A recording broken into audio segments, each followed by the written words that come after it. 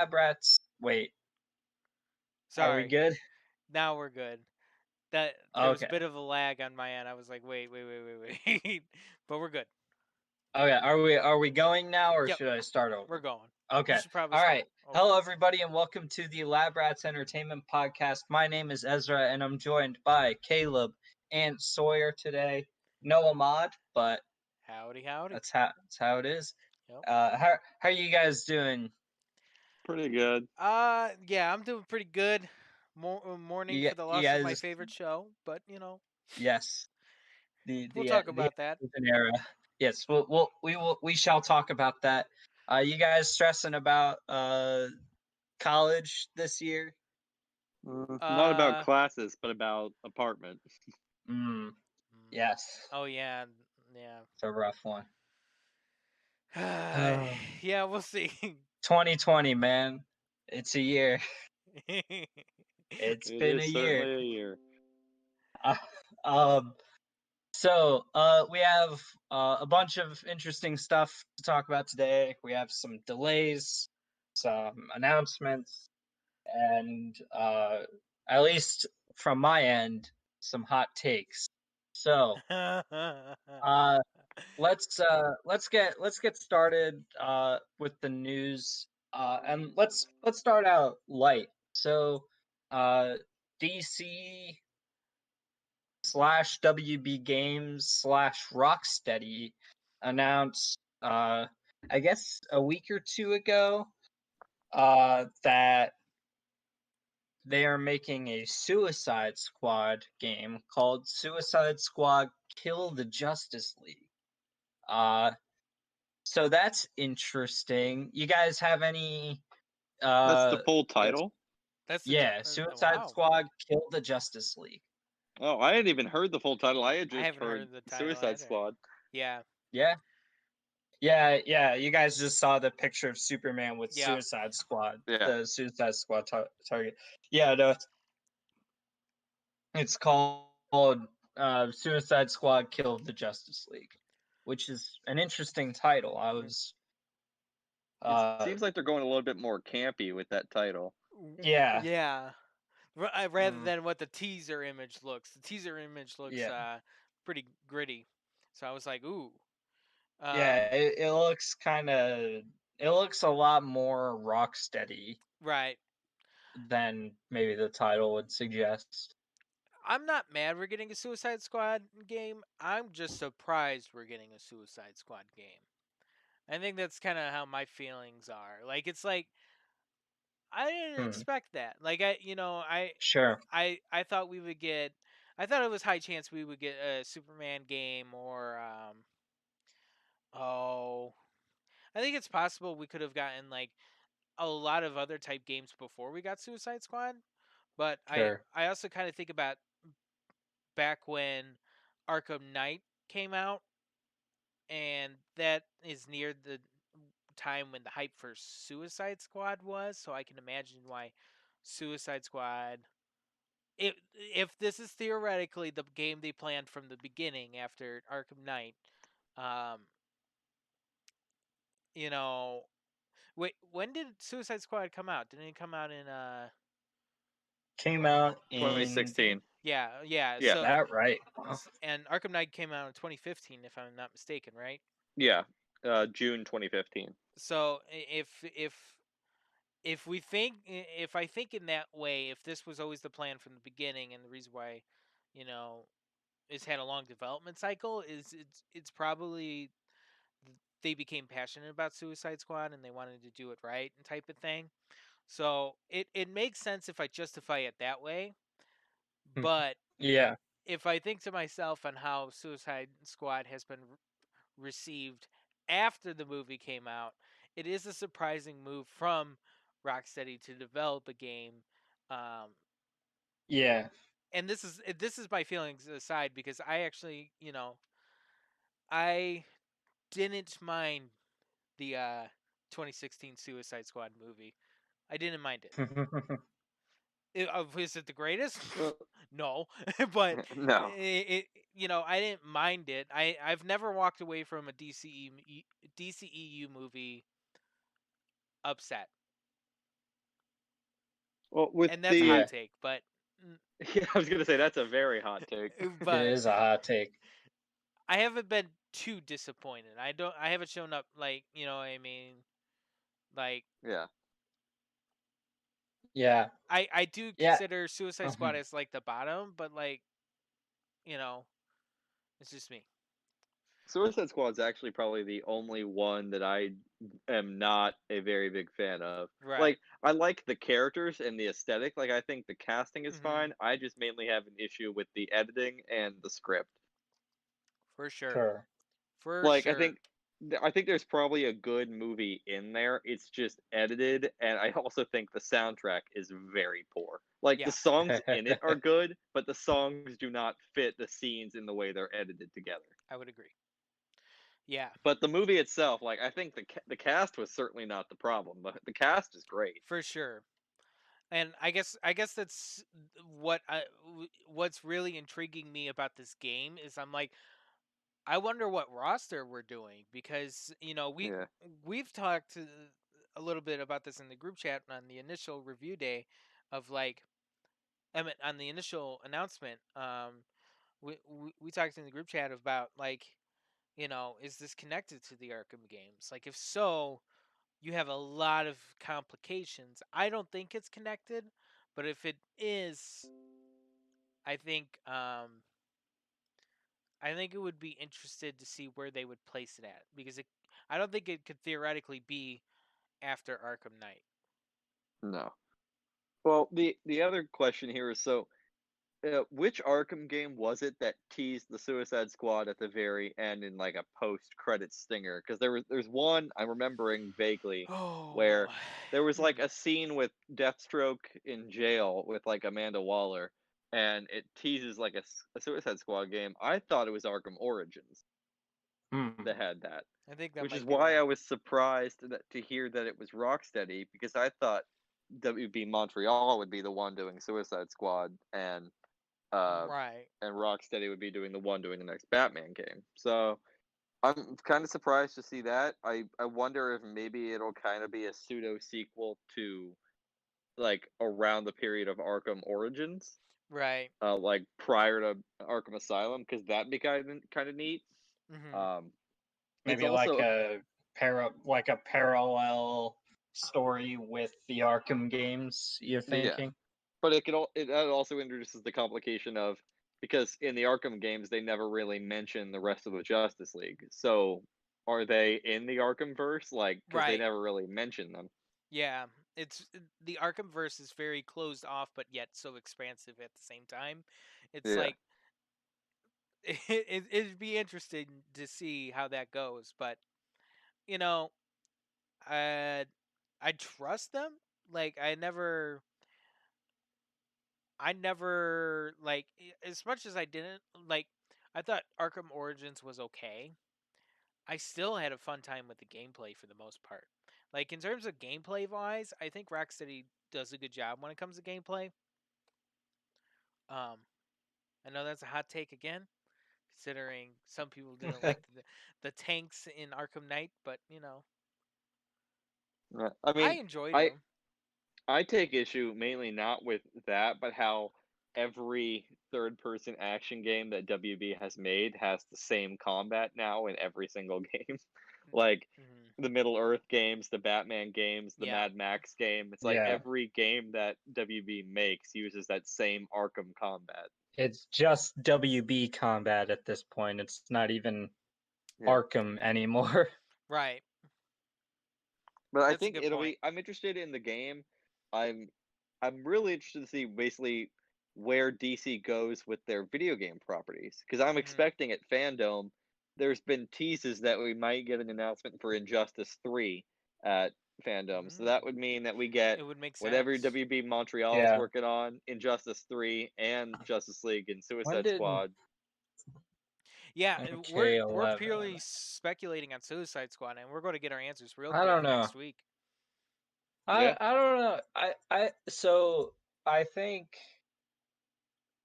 the part of the problem that I see with expecting Injustice 3 is that COVID Yeah. messed up a lot of schedules, and I think this is the kind Yeah. of thing that like a 3-week delay turns into like a 3-month delay, kind Mhm. of. So like MK11 came out in March of 2019, and NetherRealm is on basically a 2-year cycle with MK Right. and Injustice, and so March would actually be the perfect time to have Injustice, but I wonder if because of COVID, everything concerning NetherRealm's next game is getting pushed back a little while, in part just because everything's been so delayed. But Yeah.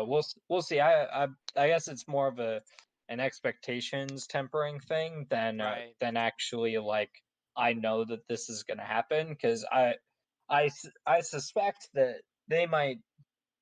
I mean, NetherRealm seems to really have like their development down, like to the point where like MK11 is using Unreal Engine 3 apparently, uh, Hmm. which is kind of crazy if you 3? think about it. Yeah, The only thing I could see maybe causing it either to be delayed, like to possibly push it back on their dev cycle, is we have no idea if this is a current or next gen game. And if it is next gen, maybe they like kind of as we're seeing with some other games that I'm sure we'll talk about on the news, that it could be getting pushed back due to needing some more time and understanding and prepping for work with the new hardware. yeah, yeah. I don't know. Because it's also kind of like uh the Series X and PS5 are presumably backwards compatible with each other, Yeah. Right. or with Their previous gen. Xbox One and PS4. Yeah, and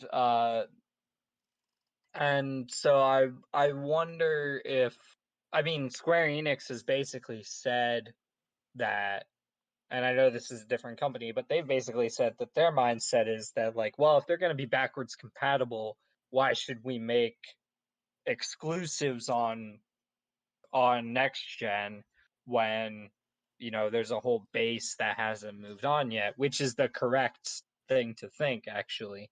And uh and so I wonder if a lot of other studios are thinking about it in that sense, that like, well, we'll develop it for PS4 and Xbox One and just give it some boosts on Series X and PS5, and then on PC it can do whatever it wants to do. That seems to be Which the plan with Cyberpunk.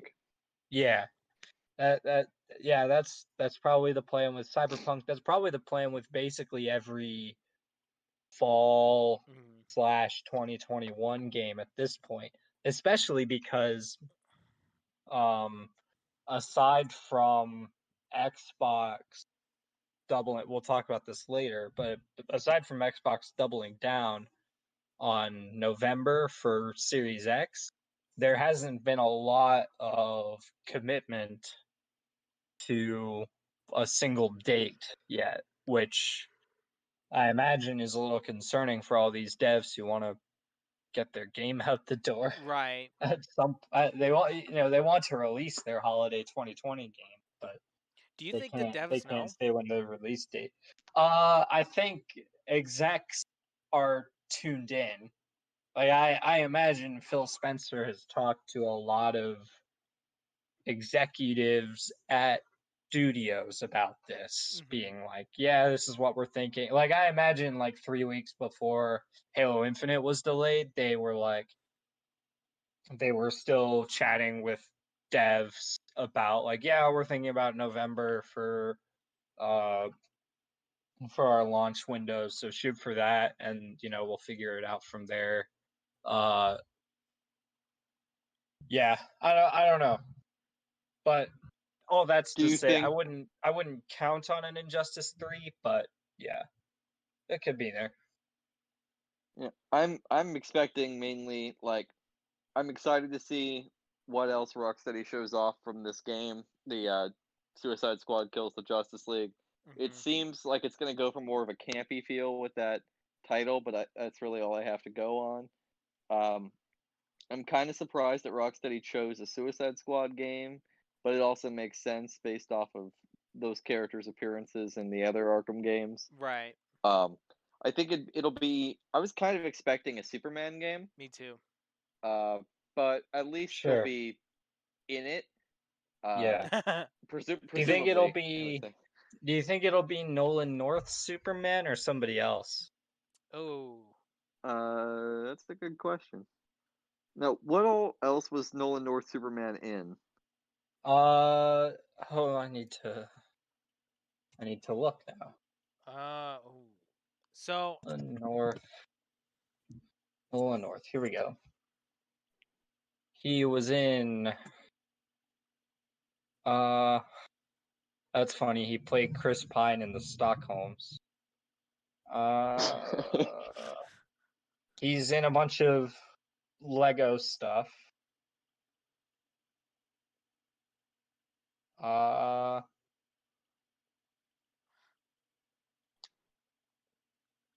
He's in Young Justice as both Superboy and Superman.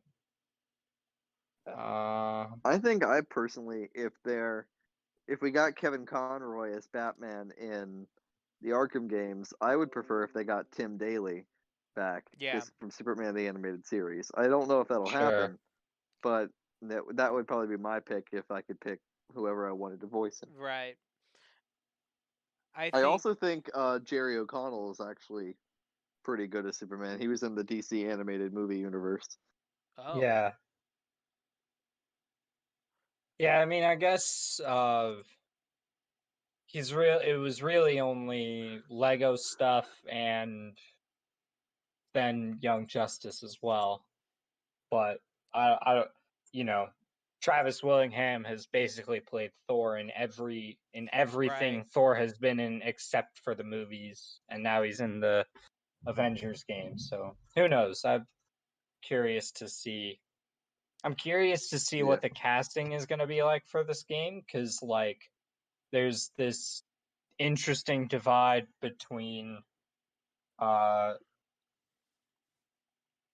like trying to get A-listers for games like Ellen Page and Beyond Two Souls, or back when he was still kind of acceptable, Kevin Spacey in COD Advanced Warfare. Mhm. There's like that divide, and then on Kid the other Harington end, in Infinite Warfare. yeah, exactly. And then there's also like on the other end, kind of you're trying to get more talent, more like voice actor talent, like your Troy Bakers, Nolan North, Right. Matt Mercer, Laura Bailey, all of that crowd, and it's interesting to see those two play out. So I'd be interested to see what DC says in response to that movement, because we're seeing a lot of AAA games go for these really big names, but Sony, I would say, has actually pushed back against this, because like they have a bunch of just like voice actors doing all of their games rather than trying to get A-listers, which is pretty cool. So we'll see. I think it I'm just curious to depends on see. the studio and the game. Yeah. Yeah, That's kind of my yeah, feelings towards it. Um. Also, I think the only thing that like my prereqs would be like in terms of voice casting, uh, if it's in the same universe, keep the same people. Yeah. So like if it's like from the Arkhamverse, say Tara Strong, just if Batman Mark somehow Hamill. shows up, Mark Hamill, if Batman shows up, Kevin Conroy, it's just like I like consistency, but as far as the voice cast goes for me, as long as they sound like the character that they should be, I don't particularly have a preference. You know what I mean? Yeah. Yeah. Like I think a great example is the Avengers game uh that's coming out next month. Yeah. Initially when that trailer was like the game was revealed and we saw the voice cast, and yeah, they were a lot of big names. For voice actors. Right. Nobody knows who Troy Baker is outside of Right. nerds. Yeah. Uh Let's be honest about this. I was initially like, well, these don't like I like these voice actors. They're cool, but I'm Yeah. not sure if they specifically like are these characters that they're playing. Now it's taken about a year, and they're starting to grow on me. When Yeah. I watch the trailer and stuff, um, but it just goes with the initial skepticism that I have with the game in general. So we'll see. But if you're, it's just like you have these these big names, um, Yeah. and I think you need to be smart when it comes to um, the way you're casting. You know what I mean? Yeah. Uh, I can see Yeah. that. I think it would be now. I have no basis for this statement, so I could be flat out completely wrong. mhm. But I think it would be interesting if this game, the Suicide Squad kills the Justice League game, if it had a sort of like multiple, like if it had like a perspective ability to it. So like almost like teams where you could side with either the Justice League or the Suicide Squad, Right. That'd be and cool. like that could be like a multiplayer component, or if you're choosing the story, it's like the same story, but the perspective in which you of who you play as changes. So like if you That'd choose be the kind of Suicide cool. Squad, it's like you hunting down the Justice League members. But if you like are playing as the Justice League members, you have to like thwart Suicide Squad attacks on other members of the league or something like that. Yeah. I don't know if we'll see that because I feel like that has a lot of the trappings of a Live like service game. yeah, Yeah. well, not just a live service game, but an overly generic live service game. Yeah. Yeah. Where like at least with Avengers you can say, well, they're trying like this sort of class-based thing with all of the different characters and whatever. Whereas like if you told me that I'm like making my own OC and then dropping them into a Suicide Squad versus the Justice League Right. movie, I don't know. I don't know if I'm Yeah. I don't know. I just don't know if I'm on board for that. I guess I'm just trying to Uh find an excuse for me to have hope to play as the Justice League in this game. I Really. yeah, think it's that's not possible. unreasonable. I think it's possible we get like in a flashback or something a story segment as one of the Justice League members. I think it's possible. Or Sure. DLC or something. DLC Or too. Yep. I would be surprised given how long there have been rumors about uh like a Superman game at Rocksteady. I would be surprised if there wasn't a gameplay segment somewhere with uh with Superman. I would be Especially with him genuinely being on the surprised. poster. Yeah. Yeah. Yeah, like him being on the poster really implies to me that he's going to be a bigger deal in this game. Because if they were doing like Suicide Squad kills the Justice League, I would assume for marketing for that, they would probably. I mean, I always associate the Suicide Squad more with like the part of DC. So I Mhm. would have assumed Batman would be the one on the poster. But to have Superman on there, to me, implies more of Superman being more heavily involved in the gameplay than Right. they're letting on. Do you think it's possible they're going to retell the Injustice story? Probably You not. tell the what story? Injustice Ooh. story?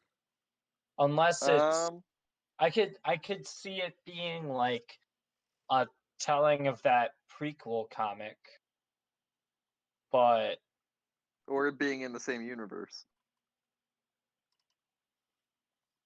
but Injustice kind of the first game hinges on the multiple universes thing. So which one, right? The Right. the universe with the bad Superman. Well, but the problem with that is like at that point, when does it take place and who's the Suicide Squad? Because Yeah. And who's still alive at that point? yeah, because like if you want to say it like takes place right after Lois Lane dies, spoilers for the beginning of the first Injustice game. Like if you said it then I could see an argument for some Suicide Squad stuff, but I don't know. I think or we're all curious. or do you think maybe just throwing this out, like maybe Yeah, maybe maybe Superman was never in this universe, and like yeah.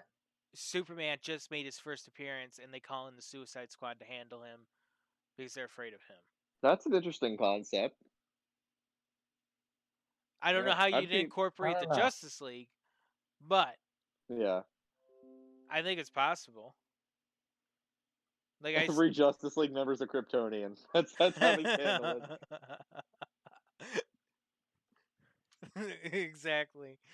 Or they're all from a different universe, and they come to a universe where the Suicide Squad is like the primary team, and the Justice Right. League doesn't exist on that planet or something like that. That's true. I'd be kind of cool if they were like universe hopping mercenaries or something like that, That'd be cool. where like they're killing multiple versions of the Justice League, not just that world. And like That would go and with like the and campy like vibe. but it's like they're all old and jaded now, and like Harley is like just like the oldest person you've ever seen.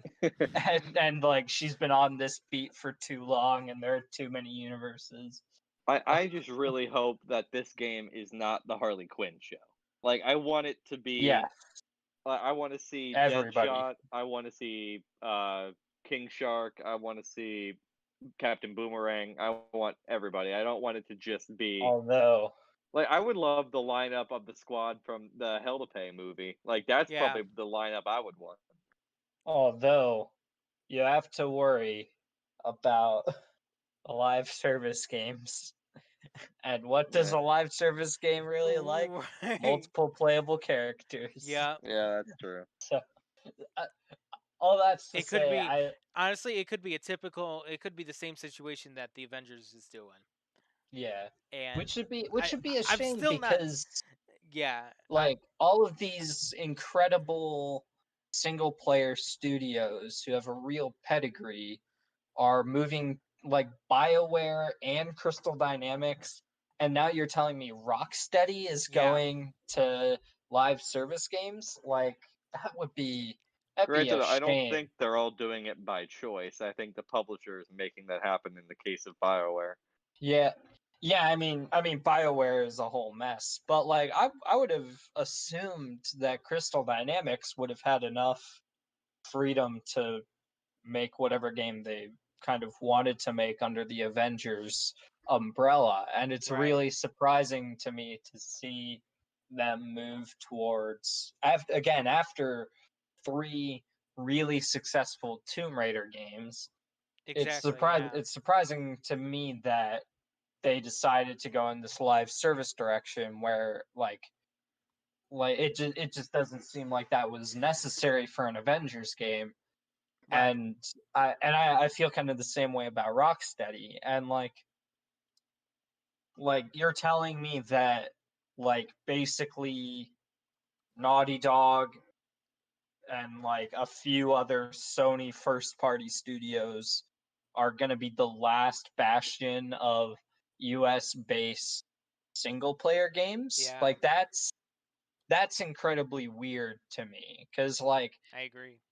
every game that Sony puts out is is really popular, but like they can't be the only ones dominating that market. That Yeah. seems really disappointing to me. And so I would like to see at least uh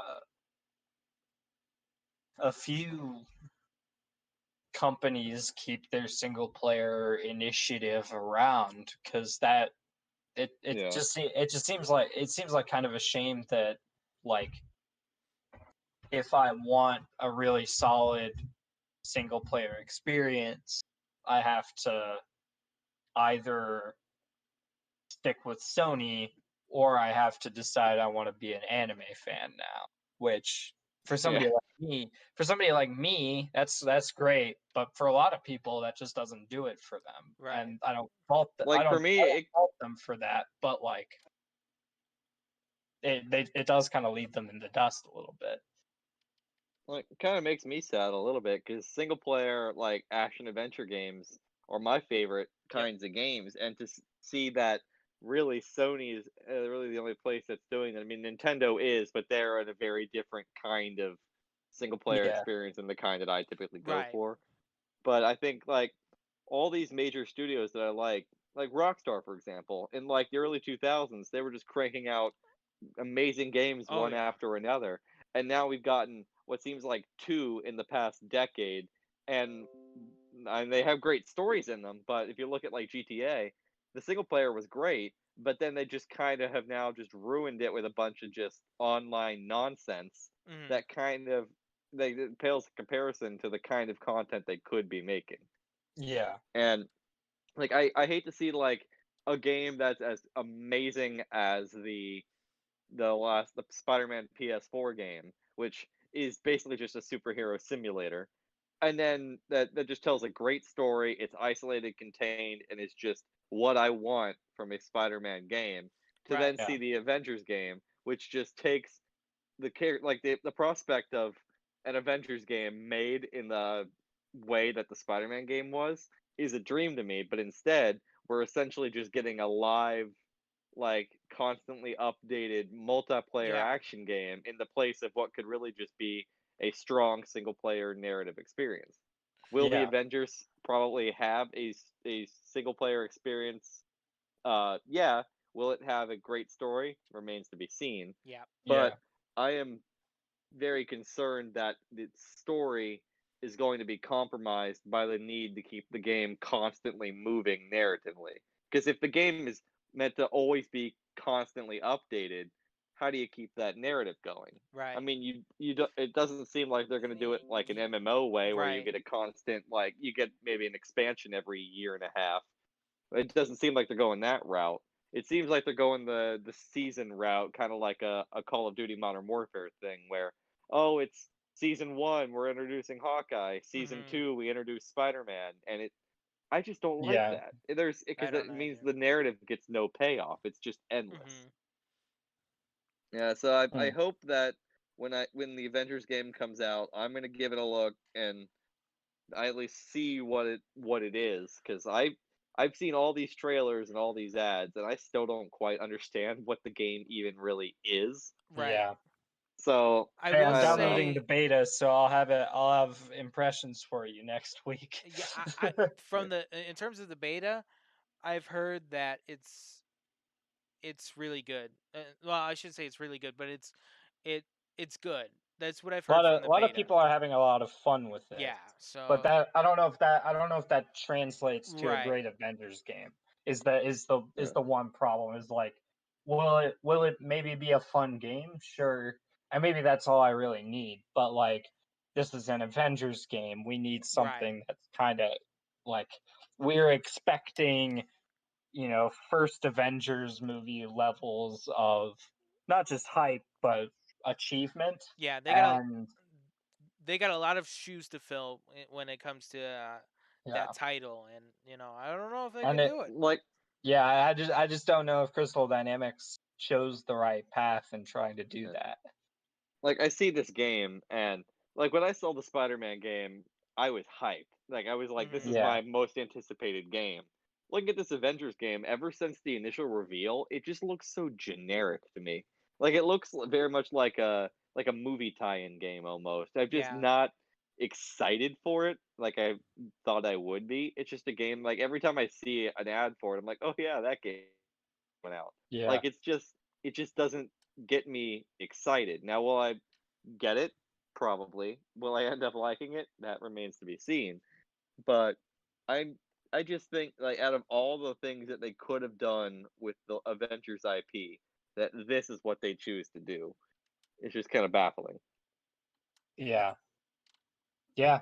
I don't know. Keep All right. single player games alive. Yes, Keep single player do games it. alive. Please. More single player games. America, don't give up on your single player experiences. Yep.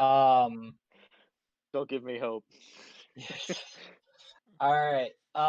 Let's move on. We're gonna talk about, we're kind of in a dark place right now, so let's keep it that way. So a few weeks ago, we got the Halo reveal, and you know what we were saying. You know what everybody was saying. Huh? This game, it doesn't really look up to par, right? Like a lot of people were excited, and a lot of people thought the game looks but the graphics, a lot of people were basically saying it looks kind of like a last gen game, and that is not a good sign for your Halo game. If any game series, a lot of game series can get away with looking like last gen games. I know because I play a lot of those games. But Halo is not one of them. Halo needs to be spick and span, the freshest of the fresh, newest ray tracing, HDR, whatever technical marketing term you want to use. Halo, it has to 120 apply to frames per Halo. second. Yeah, exactly. And aside from some like frame rate stuff and whatever, Halo just wasn't looking up to par. Yep. And so developer 343 decided, you know what, we're going to delay the game to 2021, which there are two layers to it.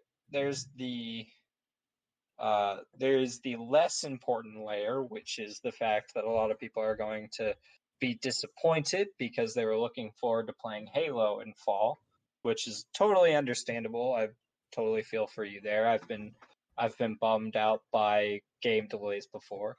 Oh yeah. But there's a much more fundamental question to be asked, because when they delayed Halo, Microsoft immediately came out and doubled down and announced a launch window for the Xbox Series X in November. That is so not the way they had originally intended to release that. So the question I have to ask is, as unbiased as I could possibly be, did Xbox throw away their console launch? I think they just gave it to Sony. Yeah. I want to defend it, but I honestly have no evidence to be like, oh no, well, Xbox has this, but even a whole hour's worth of them showing me their exclusives, nothing. There's no killer app. Yeah. And the only games that they have that look interesting other than Halo are still like 2 years out. Right. Like Fable. Like if you're telling me Fable is somehow coming out Launch day, Not happening. I will be Like, shocked. I want to ask. I want to ask who told you that, because that person is on drugs. No, I'm just saying Um. if somebody Oh told me no, that. yeah, I know. Oh, okay. Like if Well, somebody the does only tell you game, that, though, they're on drugs. Uh, and it's not a killer app for most people, but like now that Halo's delayed, Hellblade, like Senua's Saga, looks interesting, like the second one, but yeah, I don't know if that's even a launch title. They haven't Right. said. We haven't seen any gameplay. yeah, we So haven't seen anything from that game since basically the Game Awards.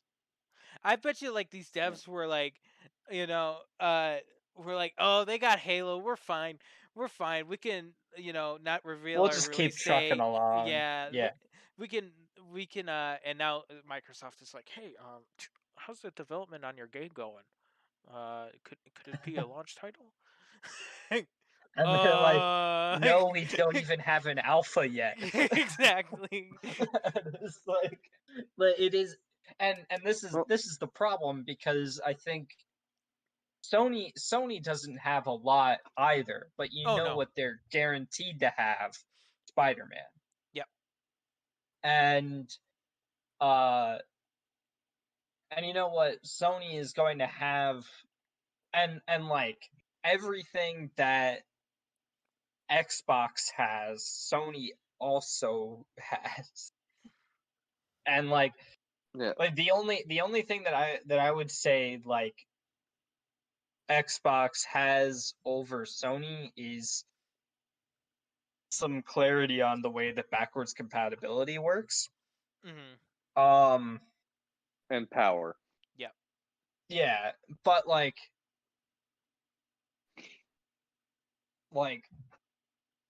all things being equal, and assuming that Sony is going to hit their date, which is a safe assumption at this point.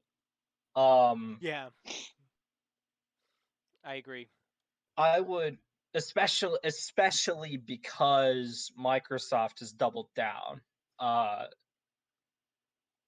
Like that's like, because like Sony basically gets to say, you know what, we can release our we could just release our console and have Spider-Man and just sit back and relax. Which is not where we want to be right now. That's not a good feeling for me. Again, as I've said before, I would say I mainly play on Sony products, and I don't like that, because it feels to me like an opportunity for Sony to get complacent. Right. And I would like a lot more healthy competition, because then that means Sony has to actually step up. Exactly. And yeah, I worry very significantly for Xbox, because if you don't have a killer app, which Halo was the killer app. Halo was like, we're going to move numbers. Even if we just sell Xbox One consoles, we will sell consoles for Halo. And that is and that's fine, because they're going to have a bunch of stuff lined up, and that's okay. Like they're going to be fine with just one game. It's actually, I would say, it's a harder sell to have uh Spider-Man: The Lost Legacies next to Halo Infinite, and tell somebody that these are both exclusives. Which console do you want to buy to play which game? I think most people would tell you, all things being equal, I'd probably go for Xbox and Halo. But Sony now basically gets to say, hey, we have Spider-Man. No, the competition doesn't have anything. Like, Mhm. Nintendo's off doing whatever they're gonna do, Um, and yeah, like they get to relax, which is not good. Not right. Well, here's the thing. I think it's possible that, you know, I doubt it now, actually. But remember how like last month we speculated that Warner Brothers games could be now under a Microsoft property? Yeah, that there were rumors floating around that WB Games was sort of being shuffled around, which those rumors have seemed to have been quashed at this point. But Right. yeah, Let's say if those rumors are true. Could Suicide Squad be a launch competitor in a classic Marvel versus DC battle console I mean, edition? I'm I just kidding. think it would have already been announced Yeah, by it would now have if been that were the announced case. by now. yeah, Yeah. yeah, that would be they would have been pushing hard Yeah. for some kind of DC property, because if they got Batman as a launch title exclusive, Yeah. that is a huge deal. Yeah. And they would be basically just like everything anybody said about Xbox they could answer with, but Batman though. And But Batman. and nobody would be able to say anything to that because it's true. Right. And yeah, I don't know. I feel I'm kind of two minds about uh I was talking to my dad about this, and I was basically saying, like, it really is a damned if you do, damned if you don't scenario, because if you delay the game, Mhm. or if you delay the console launch, you basically get to let Sony eat up Yep. all of your holiday sales, which is not a fun time. But the pro of that is that you get to launch with Halo, which is, I think, very important. Yep. Like, not so much that I think the Xbox One should have been delayed before Halo 5 came out, but important enough that, like, Halo is one of the bigger franchises, and if you don't release with Halo, then what are you releasing with? Mhm. So you either do that, or you do what they're doing now, which is delaying Halo and letting the Series X release in November anyway. The pro of that is that you have your dedicated base who wants to buy your sort of be, a first generation owner and what have you. You get their sales, which I would probably say accounts for a good chunk of change. But you didn't launch with Halo, and you didn't launch with any incentive to buy your console other than it'll play games you already own more powerfully, which is, again, Yeah. fine for some people, but is not going to sell your console to the vast majority of people. And And I think that is just not a good look. as was proven with the Xbox, I think One X, is no matter how much like you market the system as being the most powerful, if you don't have the games in the install base, it doesn't matter. Like Yep. the One X may be a slightly more powerful console than the PS4 Pro, like in terms of it being able to run the games in 4K. But if you don't have the games to sell it, that Yeah. 4K doesn't matter. If we're looking at the PS5 and the Xbox Series X, yes, technically the Series X is slightly more powerful in some areas than the PS5 in some areas. But that's really only going to show in exclusives, because if you're looking at multi-platform games, they're going to need to be able they're going to have to run on both systems. So in terms of the way they're developed, they're not going to be all too different. Maybe you'll get a high frame rate mode on the Series X or a 4K mode on PS5 or whatever, but they're Yeah. largely going to run the same. And assuming PS5 takes the early lead, as we saw with like in the 7th generation when the 360 took the early lead, most console games that were multiplats were developed for the Xbox 360 and then just ported to the PS3. So graphically, games are going to look pretty much the same unless they're an exclusive. And looking at Microsoft, most of their games, like, they keep doing all this marketing of saying, oh, we heard you, we didn't have exclusives, but we changed that. We bought all these studios, now we're going to have exclusives. But at least for the general public and for myself, other than what all they showed at that first party showcase, really, other than Halo and Hellblade, nothing looks all that Yep. interesting. Like, they've got, like, Yeah. Grounded looks like a Well- neat little game, but it's not gonna move units.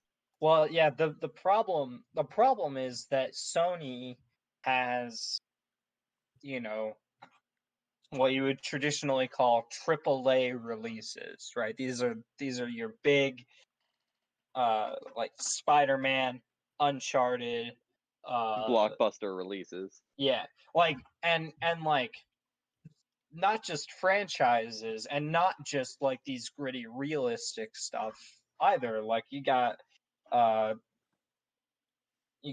Ratchet and Clank, you have all sorts. Yeah, like Horizon was like a huge deal when it came out. Like you have it ends up being a lot more tied to studio than it ends up getting tied to property, maybe. Mhm. And so like Sony has a lot of these sort of like has figured out a way to keep churning out these big exclusives and actually have them mean something. Whereas uh all of Xbox's exclusives unfortunately are either big franchises, which I would say in terms of like each franchise, I would say that overall Microsoft has bigger franchises than Sony does. But they don't There's have too few. Yeah, there aren't enough of them. There's Halo, there's Gears. there's Fable, and then what else? Forza, Right? Like maybe? yeah, and Forza is an important part of the base, don't get me wrong, but it's not like people aren't gonna go on IGN to look up the Forza news. Like that just doesn't happen. Like they're gonna Yeah. buy Forza at GameStop because they just want to play Forza. Right. And that's and, fine. like, There's looking nothing at wrong with that, but that's not what sells consoles. is the Yeah, problem. and like looking at the Xbox One's current exclusives, like, yeah, you've got Gears 4 and 5 and Halo 5, Halo Wars 2 and all that. But if we're talking outside of those major two franchises, like, they had some smaller exclusives, like Sunset Overdrive was great, and I personally, after the patch, thought Quantum Break was really neat. But those games, neither of those games are getting a sequel, especially Sunset Overdrive, now that Insomniac is over at Sony. So Yeah. I like what's like those two games are neat, but those aren't going to sell systems, and those are, I mean, like, I like them, but like really what they have to move units is Halo and Gears. Gears is too Yeah. far out for a new sequel, and Halo's not ready. Mhm. I do give them credit, however, on Halo that they didn't just hurriedly rush the game out in its Right. current state just so they Yes. could make the launch. They did say, it's okay, an hold on. admirable thing to do. I want to make that clear. It is a like the classic Miyamoto line of, you know, A rushed game is never good. A delayed game is eventually good. Yeah, like it's good on 343 for doing what they had to delay Halo Infinite, because Lord knows, Lord knows it would be worse if Halo Infinite got a bunch of bad reviews at launch. It would be worse for Xbox Yeah. if Halo Infinite got a bunch of really bad reviews at launch and everybody was basically like, I don't know if I want to buy an Xbox Series X now. I do wonder Like, that what would be, happened behind the scenes with that game, though, because yeah, ever since Halo 5 came out in 2015, this game has been in development. So, I mean, like, granted, I know they built the Slipspace engine from the ground up to run this game, Right. but it's been 5 years. Like, yeah, and it from the way the game looked, it looked like they were barely even in alpha yet. Like, yeah, that must have either been some issues along the way with the game, or the Slipspace engine took longer to make than the game did. But like, usually, if you look at the date, like the amount of years it took between Halo releases, it didn't used to be that long. It's been 5, and now, depending on when it comes out in 2021, 6 years since Halo 5 came out. The only yeah, release between those two being some updates to the Master Chief Collection and Halo Wars 2, which is a niche RTS spinoff anyway. So, yeah, what happened behind the scenes with this game? Because it seemed like after Halo 5 came out, this game was being made specifically as the launch title for the Series X. Like this, it's the whole purpose, is what it seemed like. Right. So I don't know how they could just screw this up so bad that the title literally made to launch their new system is not ready in time to launch the system. yeah. I don't know. I suspect 343 probably had a lot of problems with uh like with direction at the studio, because this is something that fans have been fighting about Hmm. a lot. And so I imagine 343 has been, because this happens all the time with every franchise. Every franchise goes through moments where like we're not sure of our identity, and like we need to Star Wars. Star Wars, everything, like Yep. Fire Emblem, uh, Sonic. Like I like name a franchise. Its creators have probably fought over what the direction should be at some point, and that's okay, but it does result in games taking longer to develop than maybe one would think they should, um, which is kind of a shame, but it is just kind of the reality as well. But yeah, I mean, we're going kind of long on this topic, but yeah, I feel scared for the Series X. Hmm. Glad that uh Halo Infinite is delayed, because even though I probably wasn't going to play it, I think a world where Halo is not good is probably a worse gaming space. Yeah. Yeah. And Because then that puts uh more pressure on Gears, which then Gears has to rush the title. Gears falters, and yeah, it's just a like, and like I like the idea of Xbox buying up all these studios, and I think ultimately it will pan out for them Right. once these studios actually find their footing at the company, because right now it seems like Hellblade is actually going through a kind of a moment where they're kind of expanding out their capabilities uh, in a way that maybe we should be excited about. Hmm. Uh, but like it's going to take a few years, and it's gonna be that way for all of these studios, um, not just Ninja Theory. And Right.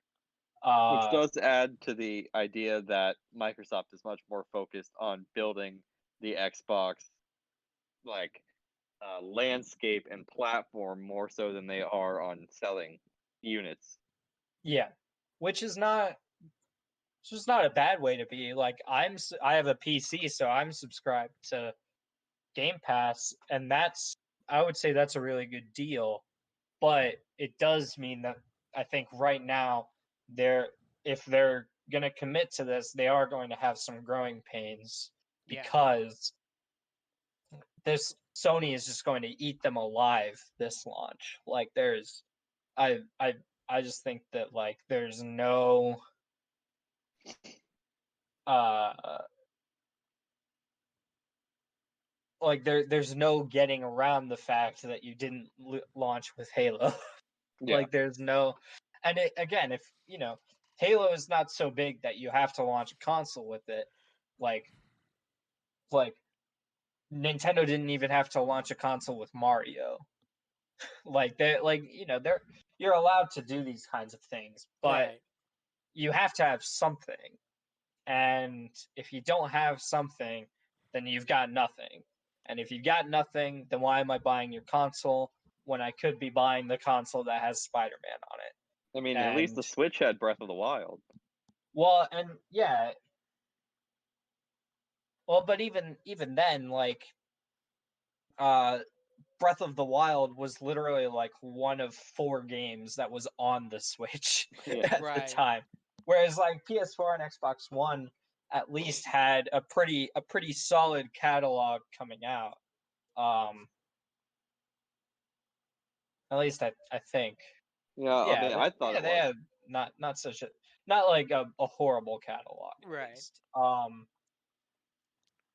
Whereas Switch had Breath of the Wild, which if you had a Wii U wasn't really an incentive. Breath of the Wild and like a few other smaller things. But yeah, I would be all that's to say, I know I've taken up a lot of space here, but I'm I'm concerned for Xbox. Not and like again, I was probably going to get a PS5, but I want to see both of these consoles sell well, and Right. Hmm.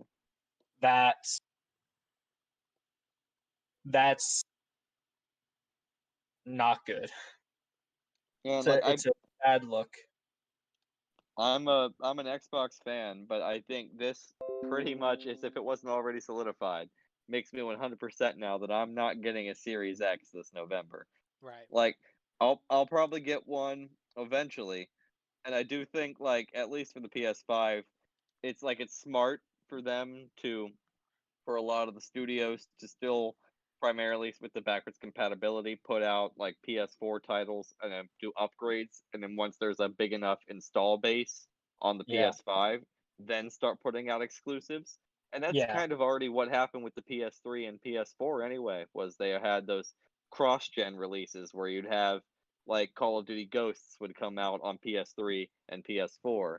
It wasn't really until you hit around like the year and a half, 2 years mark that you really start to get those big budget, like beautiful looking next gen games that are exclusive. yeah, So that's kind of how it is with every console. I mean, the PS4, there was some like Killzone was a big launch title, and I think it's an underrated game. I liked it, but it wasn't. And Infamous was good too, but it wasn't until you started getting your Spider-Mans, your Last of Us, like those the big yeah, tentpole titles that people were like, "Wow, the PS4 is the best." And yeah, Microsoft, like, they had that, but Halo 5 was big, and then nothing until Gears 5 came out in like last year. Like they yeah, just laid dormant. So I'm looking forward to seeing the PS5. Obviously, it's got some big titles. As with any console launch, the launch is always kind of exciting, but the big, great games usually don't come until later down the line. That being said, the yeah, PS5 has got me. I'll probably get a Series X at some point, but if I can play what little exclusives they have that interests me on my Xbox One, and Halo isn't coming out till next year anyway. There's no reason for me to buy a Series X this holiday if I was already Yeah. getting a PS5. Right. Yep. Which is probably not where Xbox wants you to be. No. That is. But I should stress that I want them to succeed. Like, I Yeah. have all 3 previous generations of Xboxes. There's games I love on all 3 of them. Like I mentioned, even for the Xbox One, the few exclusives that it does have, most of them I really enjoy. Like, I want Yeah. them to succeed. They just need to figure out what it is they're doing and start cranking out good titles, because they need some killer apps, and they need to clarify what exactly they want their brand to be going forward. Sony knows it. Yeah. Sony is, we're doing AAA, single player, action adventure, and shooter games. That's their brand. They also Yeah. know that this is a game, it's for the players. We're a dedicated gaming machine. This is the generation, you buy the PS5, you get the games. Yeah. If it ain't broke, don't fix it with Sony. Microsoft is so complicated in their messaging and branding, other than it being most powerful. But that's such a vague statement to most people who are buying consoles and that aren't hardcore gamers, that it doesn't mean anything. Because Yeah. like they can say how many teraflops it's got and that it runs at 120 frames per second, but that's all just going to come down to technobabble if they don't show anybody anything they want to play. Right. Yeah. And especially Which now is. with crossplay, it doesn't even matter. It matters even less because you can play on everything. So kids are Yeah. just gonna go, "I want PS5," and even if their friend is getting an Xbox, that doesn't matter to them because they can still play Fortnite with each other on across Yep. the 2 platforms. So the Which. whole the old reasoning of, well, I want to make sure that I get my kids the same console their friends have so they can play together, no longer matters with crossplay. goes out the window. Yeah. And So I don't that's. know. Yeah. It seems to me like Sony's gonna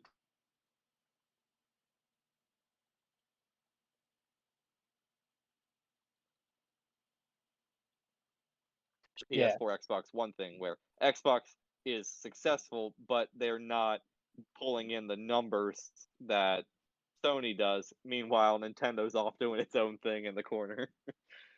Yeah. Yeah. So let's move on. We've been on this. Let's move on to topics, because I don't think there was anything too big to go over, at least exclusively in the news department. Nah. So with that, Caleb, something very important happened to you this week. Yep. Do you want to give us the rundown? All right. So it is no secret that I love Agents of Shield.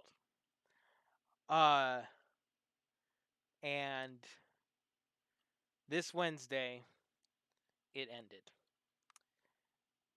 And Rip.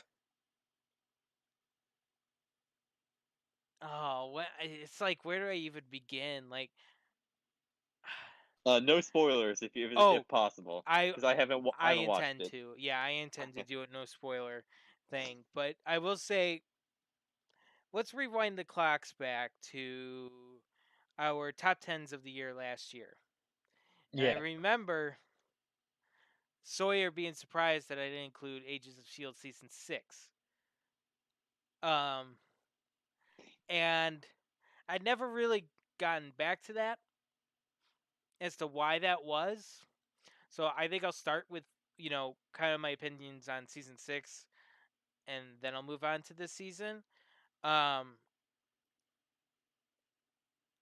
If you guys don't remember, Agents of Shield season 5, they weren't sure if they were going to get canceled or not, so they kind of did a soft ending for the show. And I was if you've heard me before, I say with each season it gets better and better. And I still stand by that.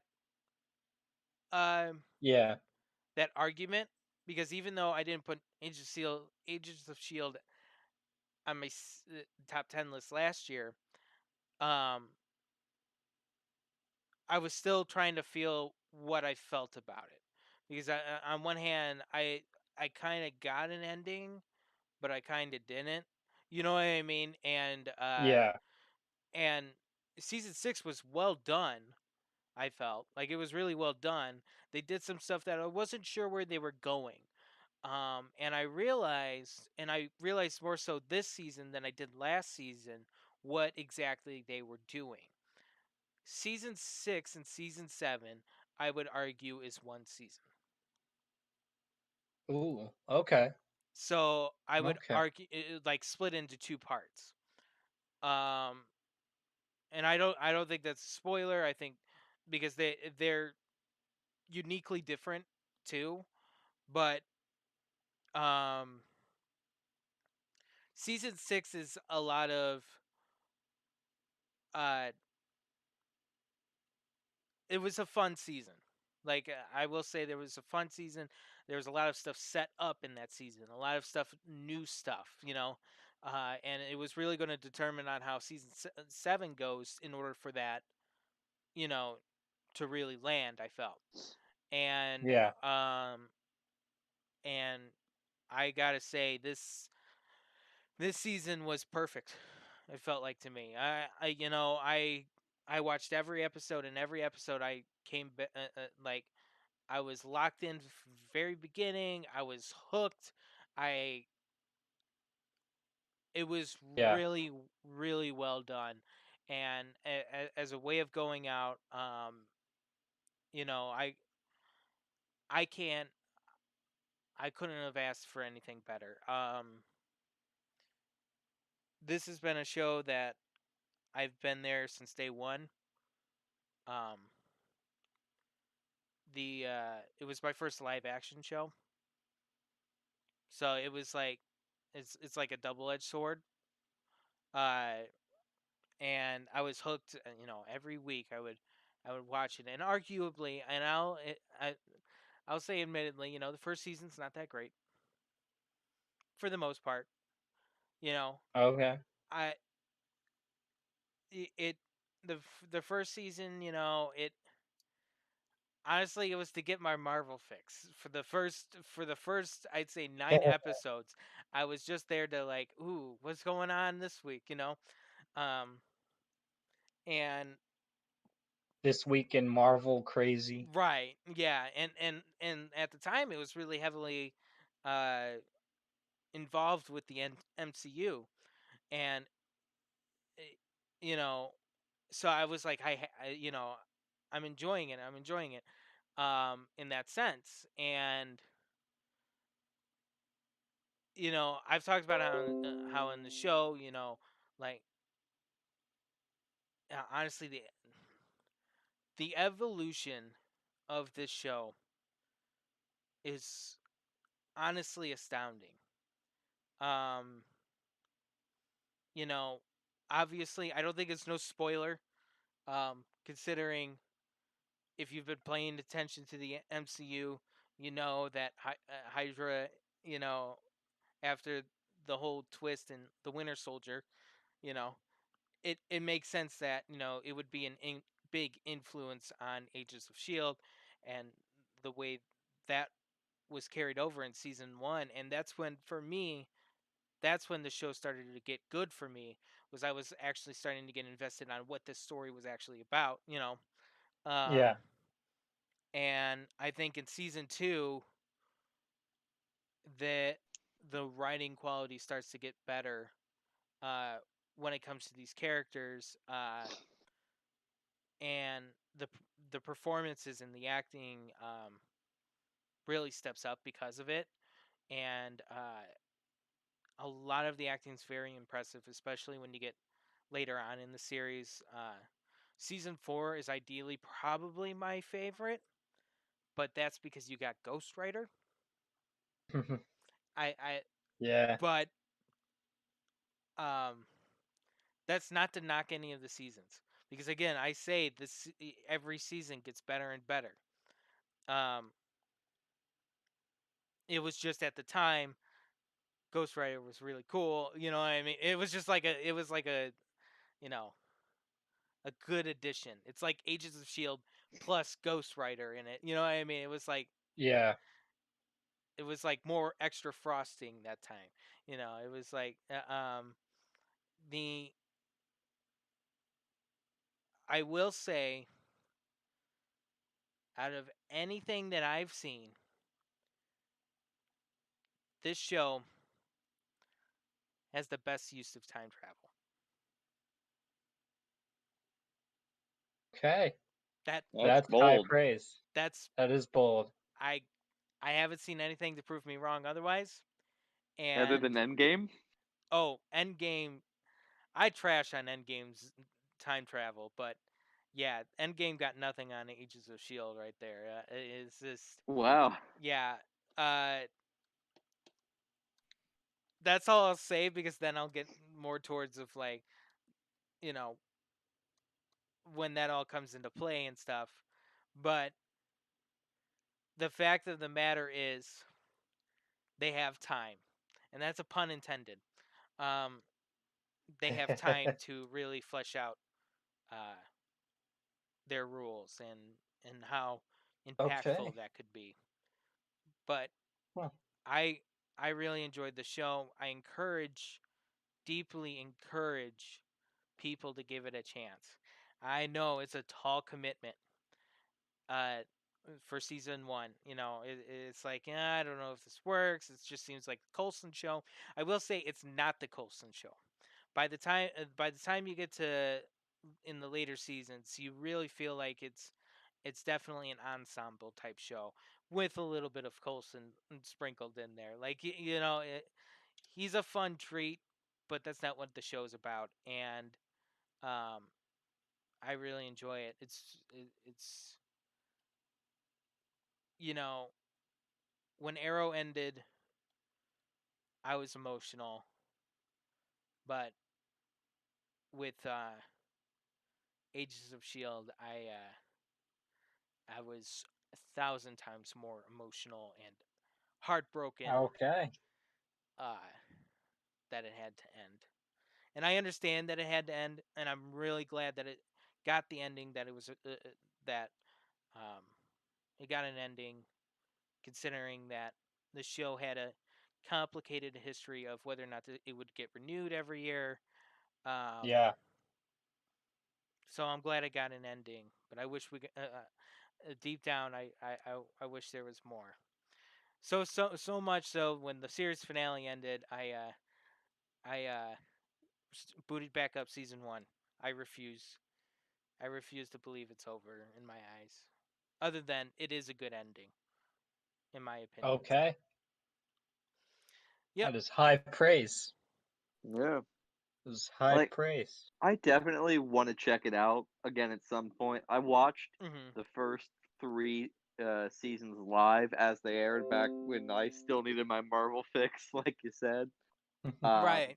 I only got like maybe 2 or 3 episodes into season 4, and I just fell behind. It was not Mm-hmm. like my intention to stop. I just got behind and never like got back up. By the time I was like, maybe I should keep going, it was so far in that I just never picked back up.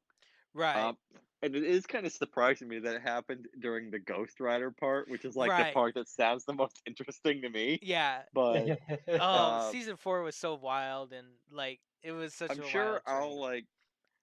I'm sure I'll pick back up soon, especially now. I think it's all on Disney Plus now, isn't it? Or Uh, Hulu or so something. so as far as I know, the first 6 seasons are on Netflix, and I believe all the seasons are on Hulu.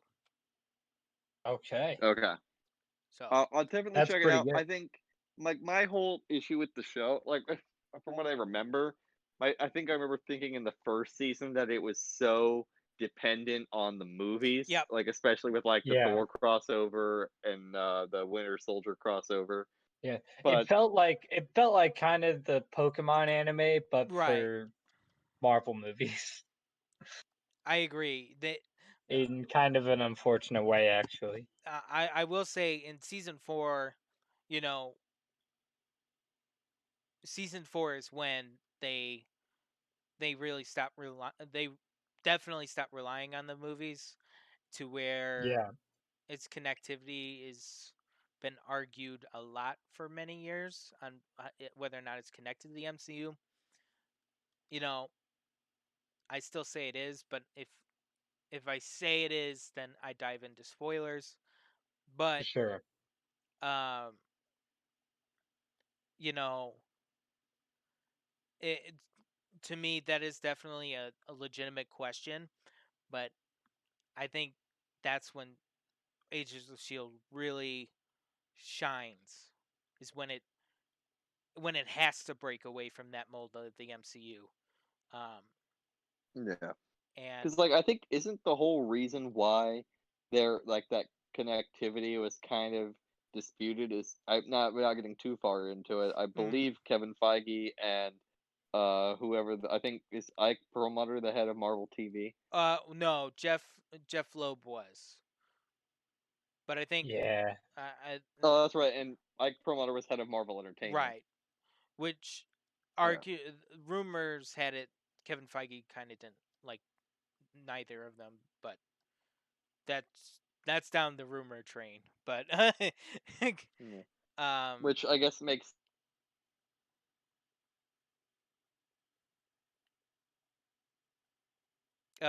you cut out there, Sawyer,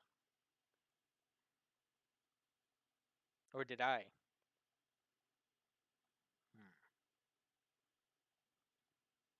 Yeah. everything Yep. that was in development Thank from that goodness for Howard the that. Duck animated show to the Ghost Rider Hulu show we were supposed to get. Like there was some Yeah. cool stuff we were gonna get that now it's all being replaced with ties into the directly in with MCU characters. But Yeah. I don't know. At least Shield to me is just interesting as it is such a product of its time in the MCU. Mm-hmm.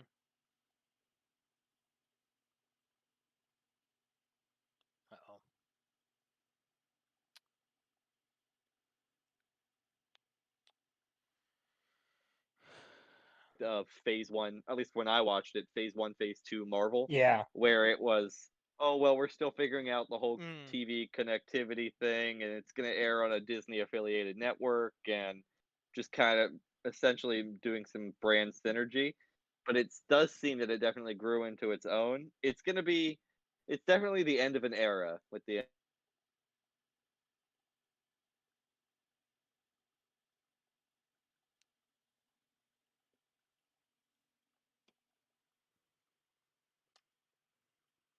Disney Plus and Hulu.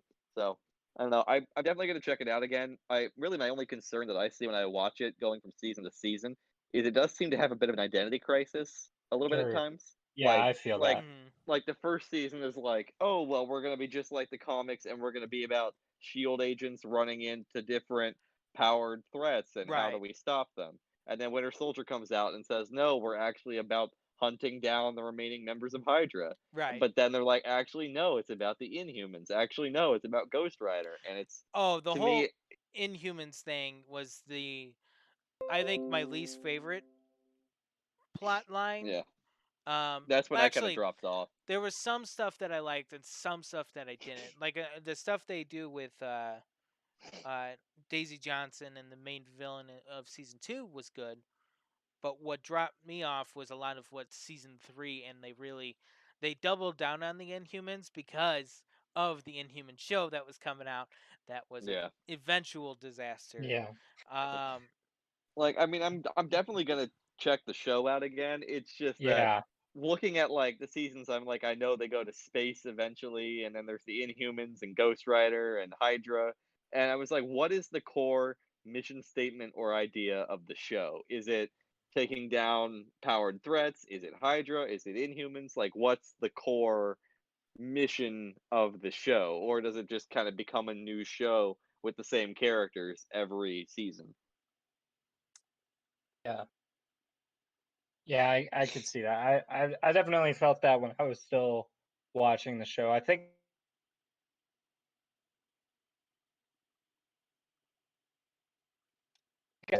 and then never really picked it back up. But based on Caleb's Yeah, recommendation, though, I'm definitely liable to pick it kind of up have again to. on Hulu. Yeah. Oh yeah, Yes. do it. Do it. Do it. Uh, Oh man. Yeah. Well, now if there's Caleb. no Arrowverse shows this fall, I Yep. guess that'll be what Yeah. I'll do in its place. That's a depressing reality right there. Caleb, do you have anything else you'd like to say about Agents of Shield?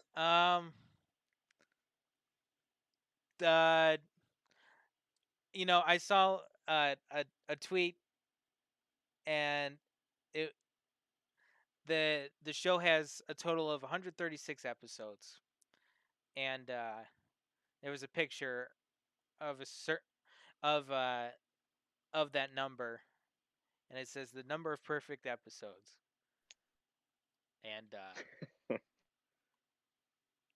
I kind of agree with it just because of the way the evolution of that show went through. You know.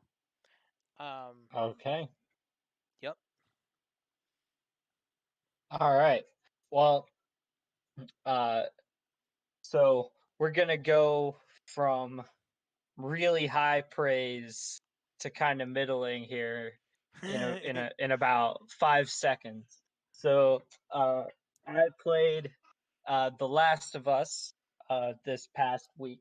Basically, is basically like a Friday to Monday project for me. It was playing through The Last of Us, and uh, I don't want to like trash this game too hard because it kind of it might just not be for me, which I think I've figured out that the Naughty Dog formula just isn't really my thing. But I kept thinking while I was playing that like, man, this game just wants to be a movie so bad. And it would be a really good movie actually. Like it felt like the best parts of the game were all the parts where I stopped playing the game. And that is not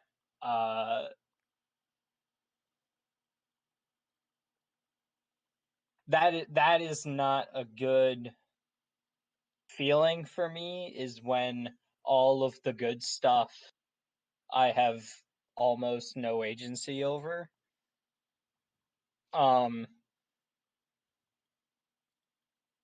So I thought the story was all right. It felt a little bit like uh I I've seen this kind of thing before.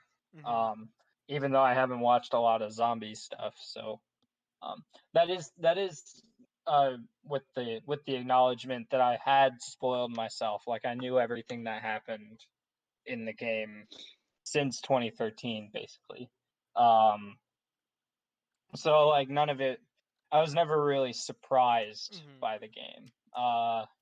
Which I think is why it kind of caught fire, was that everybody was so surprised at the way that things turned out in The Last of Us.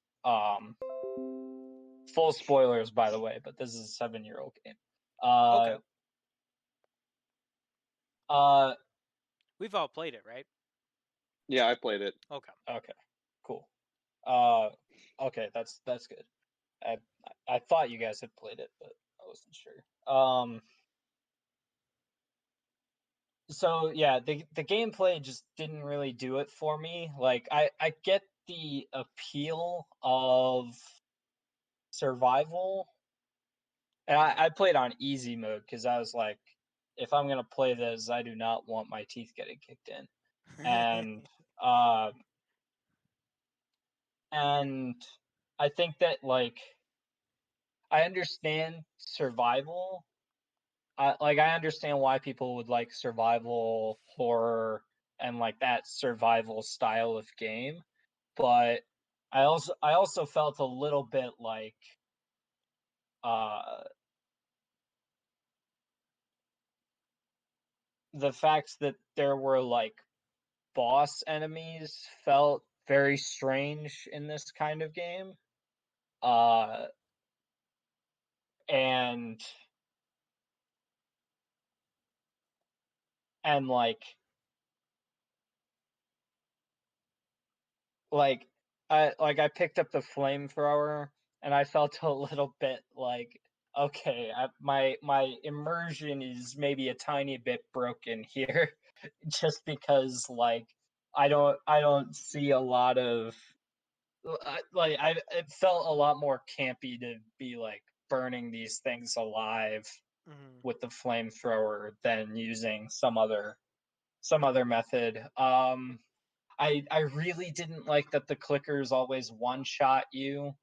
Because that's just like the clickers are.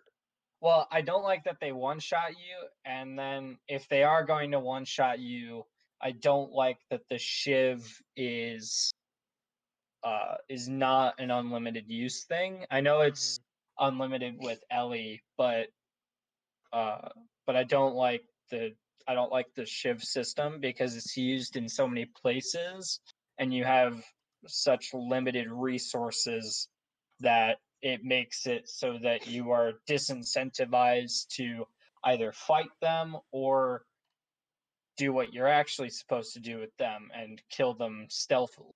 But you can only kill them stealthily with like 3 things, none of which are available widely, and if they are, then it's really out of your way to get them, and it's just a whole thing that I feel like could have been solved with even just like making me use one less resource on the shiv, because like I'm using some of those resources for other things, but I am going to miss having a shiv. But otherwise, I wasn't a big fan of the gameplay, but it was competent at least. The story didn't wow me, but I thought there were some really effective moments. Like the winter segment is probably my favorite part of the game. It's mine too. Yeah. I really enjoyed the winter segment. Yeah. The winter segment, I think, is like when everybody was talking about how this game married gameplay and story really effectively, like that's where I got the most like that's where I got the biggest feeling of that, because like it had the character swapping and the like the neat like parallel time stuff, and like that was cool. I think Nier Automata did it better, but it was really effective, and like the stuff that was going on was really really well done, and I give props to Naughty Dog for that, because that was easily the best part of the game, full stop.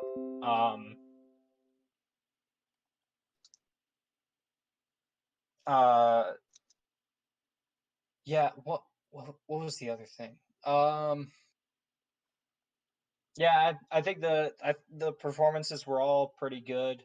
I wouldn't have been able to tell you that was Troy Baker if I didn't already know that was Troy Baker. But yeah, I wasn't too big on it. I didn't hate it, but I didn't feel like there like I didn't feel like it was particularly impressive, I guess. It was kind of pretty, but I've played prettier games since, and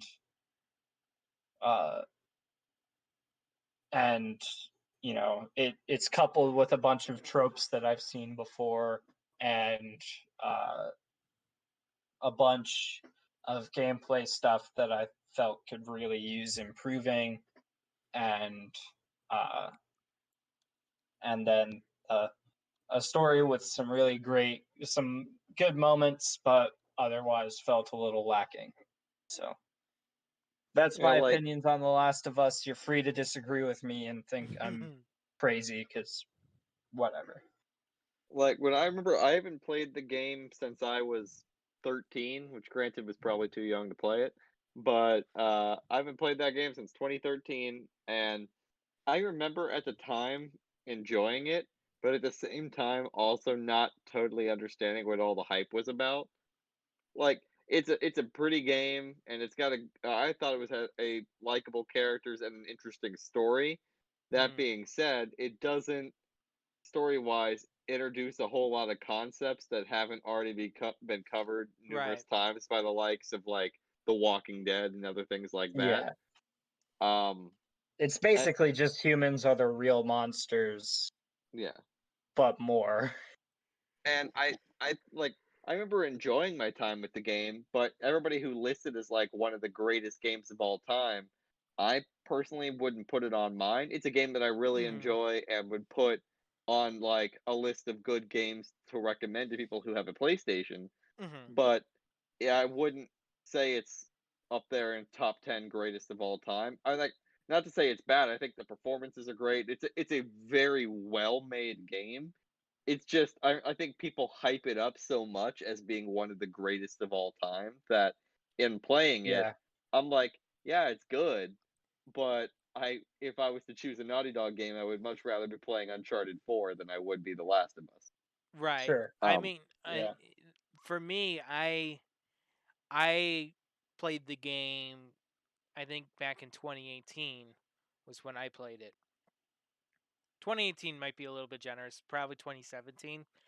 That was my first time playing it, so it was about the halfway point in between y'all. Um, and I got spoiled on the beginning of the game. So the beginning of the game never really necessarily grabbed me, whereas I see some people might have gotten grabbed from the start on this game. I too had a struggle for the first half of the game, understanding why exactly this is like the greatest of all time, considering that I love the Uncharted games. Like I'm a massive Uncharted games fan. The I really enjoyed all of them. I personally, it's hard for me to rank them because I really like them all. But uh, so I came in with high expectations off of the Uncharted series, so I was a bit, uh 50-50 for the most part, but it really wasn't until the winter segment where I started to get really uh, invested in the story. And I remember having problems with a little bit of the gameplay. You mentioned the clickers, and I'm like, yeah, I remember having a struggle, especially in the early parts of the game, because Yeah. shivs were really hard to come by, and that that made it particularly frustrating. And then I also remember, because I haven't played the game since, but I also remember having a little bit of frustrations with um, the exploration portion of the game. Yeah. I did not want to be solving weird puzzles. Right. I kept telling the game, like, look, I just want to get to point A to point B and watch this happen. I do not want to be walking around right now. Yeah. The And that, exploration was a bit weird for me, but yeah. yeah, the ladders, too many ladders. Especially when it was dark. 0 out of 10, too many 7.8, ladders. 7.8, too many ladders. IGN. Because it did really feel like that. Like I felt like there was so much. There's like enough hindering my enjoyment to say that like I didn't love it, but I didn't hate it, and like so I'm like right in between love it and hate it,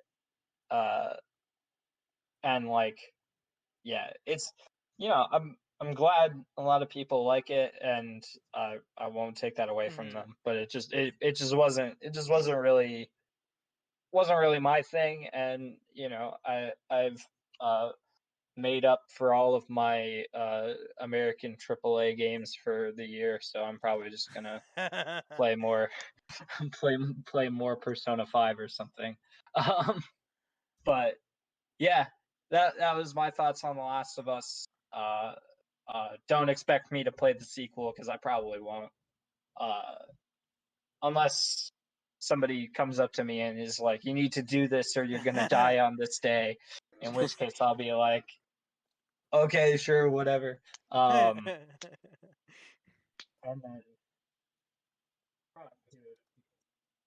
nervous enough about that kind of thing to follow through. But yeah, so for our last topic today, Sawyer, you've been playing the Assassin's Creed franchise. So where are you now? So I know that this game is something that I've been saying I was going to talk about on this show for what seems like weeks now. So I finally completed Assassin's Creed 3. So we are inching closer to where I had originally played through before. So I've played through, in the past, every Assassin's Creed game up until after Unity. So I've played through Unity, but I never played Syndicate, Origins, Odyssey, or the Chronicles games. I'm on Okay. Origins currently. That's as you're far as okay. I've gotten. So, and I hadn't played Liberation. I had played 3, Yeah. but I hadn't played Liberation. Me too. But it's also, I decided to go back and play the other ones before going into the new ones because it had been years since I played most of them. So I also hadn't played any of the DLC other than Dead Kings for Unity, which was free. So I decided to go back through, do a definitive playthrough with all of the DLC for each of these games, at least the story DLC. And I also, now this is not a definitive look at all these games, as I've only been playing content that relates to the main story. So any of like the whole side quest of collect the feathers or the banners and the open up the shops and all that, basically what I call the Ubisoft chores, I've been ignoring in all of these games. The chores. Is my main complaint when bringing up this game, and pretty much every Assassin's Creed game after the first one, is there is so much filler in all of these games. Like, I remember thinking, I was like, if I can get an Assassin's Creed game where it's all of the main quests, you cut out all of the extra nonsense, all of the having to travel for 10 minutes to get from one main mission to the next. If you cut all of that out and just gave me the main missions, these would probably be some of my favorite games of all time. The problem is that almost every time I play one of these games, the first hour is learn how to play the game, even though the Right. controls are the same in every game. It's, oh, well, we have to go to this side character so he can teach you how to climb. We got to go to this side character so they can teach you how to use your hidden blade. Then we got to go here so you can learn about all these side mission mechanics that are never going to be talked about again. Right. It's just that every time I get into these games, the first hour is just taken up by content that is just, by this point, so beaten to death that I'm sick and tired of hearing about. So I'm gonna focus mainly on what I liked about these games. I like their attention to detail with creating these historical time periods. I think they do a really good job, especially if we're focusing on Assassin's Creed 3, in recreating Revolutionary era. I guess it's not even America yet, but Revolutionary era of the 13 colonies, specifically New York and Boston. I think they did a really good job recreating. I also think it's an interesting move, and story-wise, knowing how Assassin's Creed has always been about how, in the shadow of these major global conflicts that we all know about from the history books, there were people in the shadows where the real conflict was going on. Like in the original Assassin's Creed, the Crusades are going on between the Christian invaders and the Muslim fighters as well. That was the main conflict. but in the shadows of that conflict, you had the Templars who were worming their way into the invaders the Crusaders, and then you had the assassins who were just there in the shadows but didn't really align with each group. So I Right. thought it was cool that you had Altair, who was the main protagonist, and during this crusade, he's also just in the shadows, not really aligned with either side. Assassin's Creed 3 does a really good job of following that up with you're not working with the British, but you're not totally aligned with the colonists either. Right. You're just in the shadow of this conflict trying to stop the Templars and just so happen to inadvertently be part of this major revolution that's occurring. And obviously, when we're playing the game, we know this is the Boston Tea Party and this is Lexington and Right. Concord and all these major events. But from the Yeah. perspective of Connor, there are just these things that are in his way to get to the major goal. And I thought that was fascinating to Yep. see him just like Sam Adams say, "Oh well, we got to dump this tea into the harbor so we can stop the Templars of having enough money to purchase Native American land." But then it ends up becoming this major inciting incident for the revolution. Like Mhm. I thought that was Yeah. a really interesting concept, and I think it was a really doubly good of them to have Connor be a Native American, Yeah. which Hmm. really adds to the idea of he's just trying to help his people. He's not trying to assist the revolution. He's not working with the British loyalists. He's just an outsider in this conflict. And I thought that was a really Yeah. interesting Mhm. way to portray his character. Um, I think Connor, he's no Ezio, and coming off of Ezio, he took some getting used to. Right. I Sure. think I very much think, and different people are going to take this statement different ways, but I very much think that Connor is basically the Assassin's Creed version of Anakin Skywalker. Uh, take that as you Okay. will, I guess. In terms of he, at first glance, is not the most likable character, and sometimes you just want him to shut up. But when you really think about what the character wants and think about why he is written the way he does grow on you. Yeah. Uh, I, I wouldn't say I came out of the game with Connor being one of my favorite Assassin's Creed protagonists, but I did come out of the game understanding why he did what he did to an extent. I know that he was doing this all to protect his people, but there were some times where I was questioning, like, spoilers, because this game came out like 8 years ago. What, like, the whole conflict with Charles Lee. So they make it seem like the reason he's going after Charles Lee is because he's the one who burned down the native village, and that he wants vengeance. And then Mhm. he Yeah. starts to get trained by Achilles, and then later on you find out it was actually George Washington and the Patriots who burned down that village because they thought that the village was in league with the British.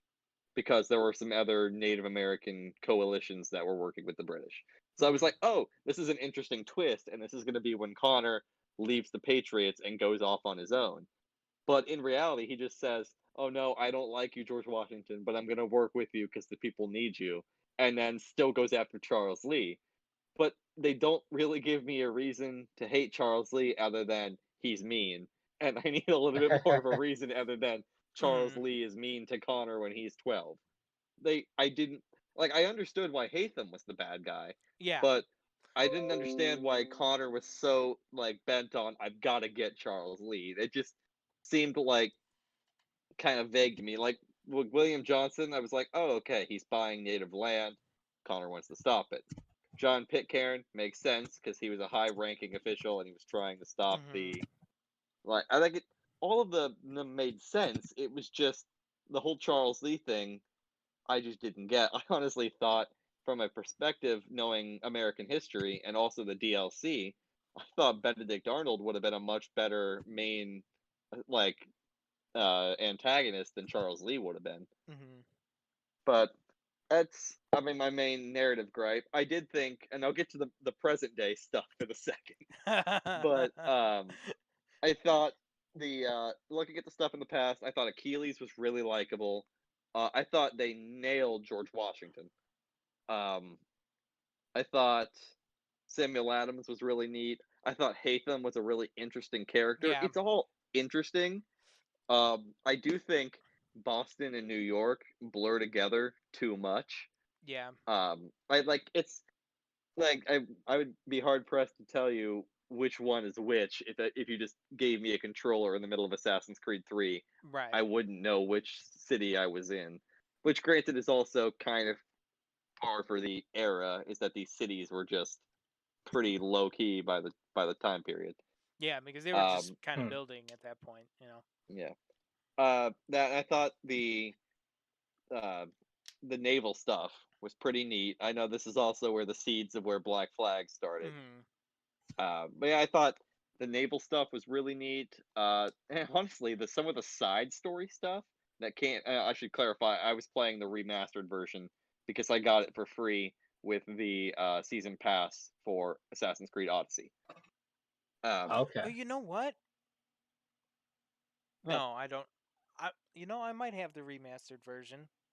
I never hmm, played it, but I yeah. might have it. Well, I'll cover that when I get into the technical side of things. But the I thought some of the side stuff, it included all the DLC with the remastered version.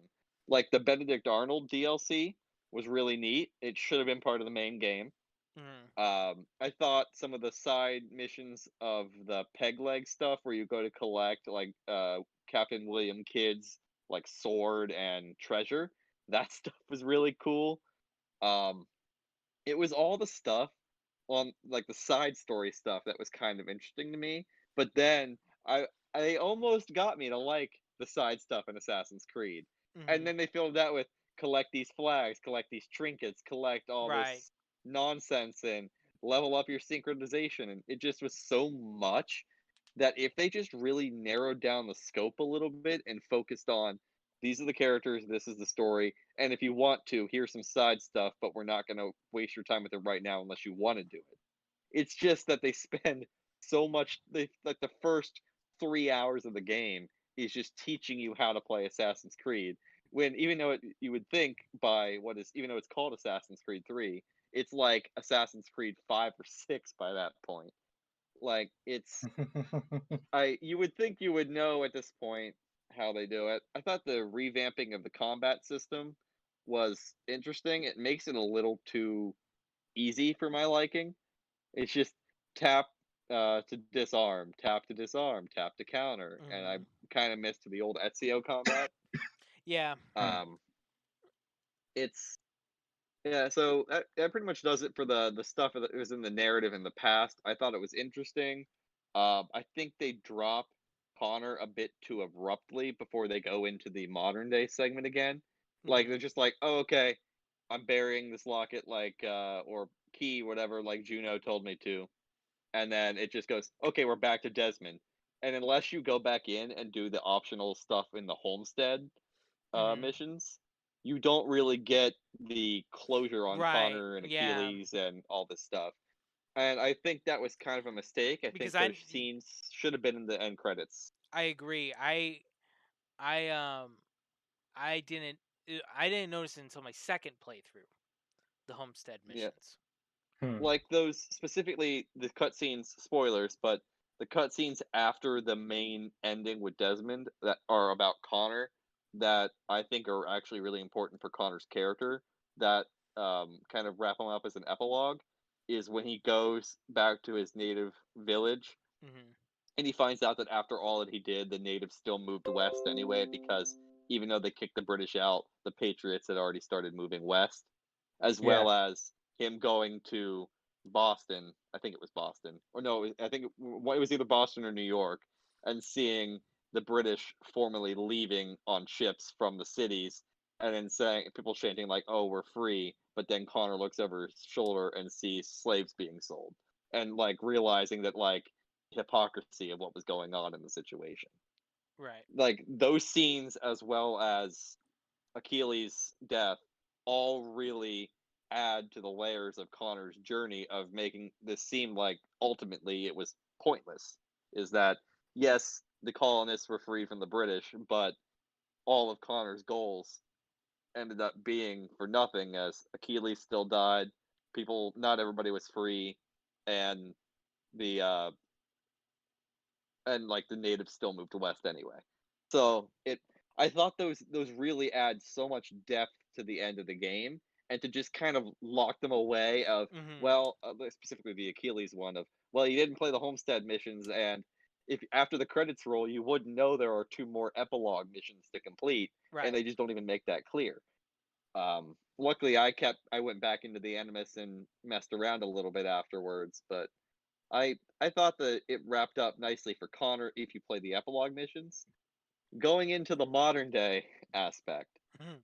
um, I've always been a fan and really intrigued by all of the Desmond stuff in Assassin's Right. Creed. Me too. I think all the stuff with the first civilization is so interesting, especially the truth segments of Assassin's Creed Hmm. 2 are one of my favorite side quests in any game. Yep. I thought, but everything after the end of Brotherhood starts to get so overly complicated and lose its identity.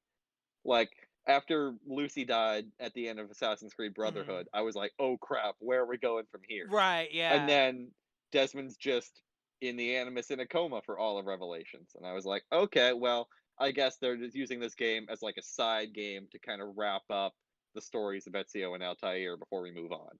Makes sense, and I Hmm. enjoyed it for that. It also kind of wrapped up Subject 16's story, so I was fine with it. Then we get into Assassin's Creed 3. The only mentions of Lucy, a major Yeah. character who was killed off as a cliffhanger, is Huge in some character. optional dialogue Yep. between Desmond and his father, and that's it. And then I guess you also get a couple lines of dialogue from Rebecca that are also again optional.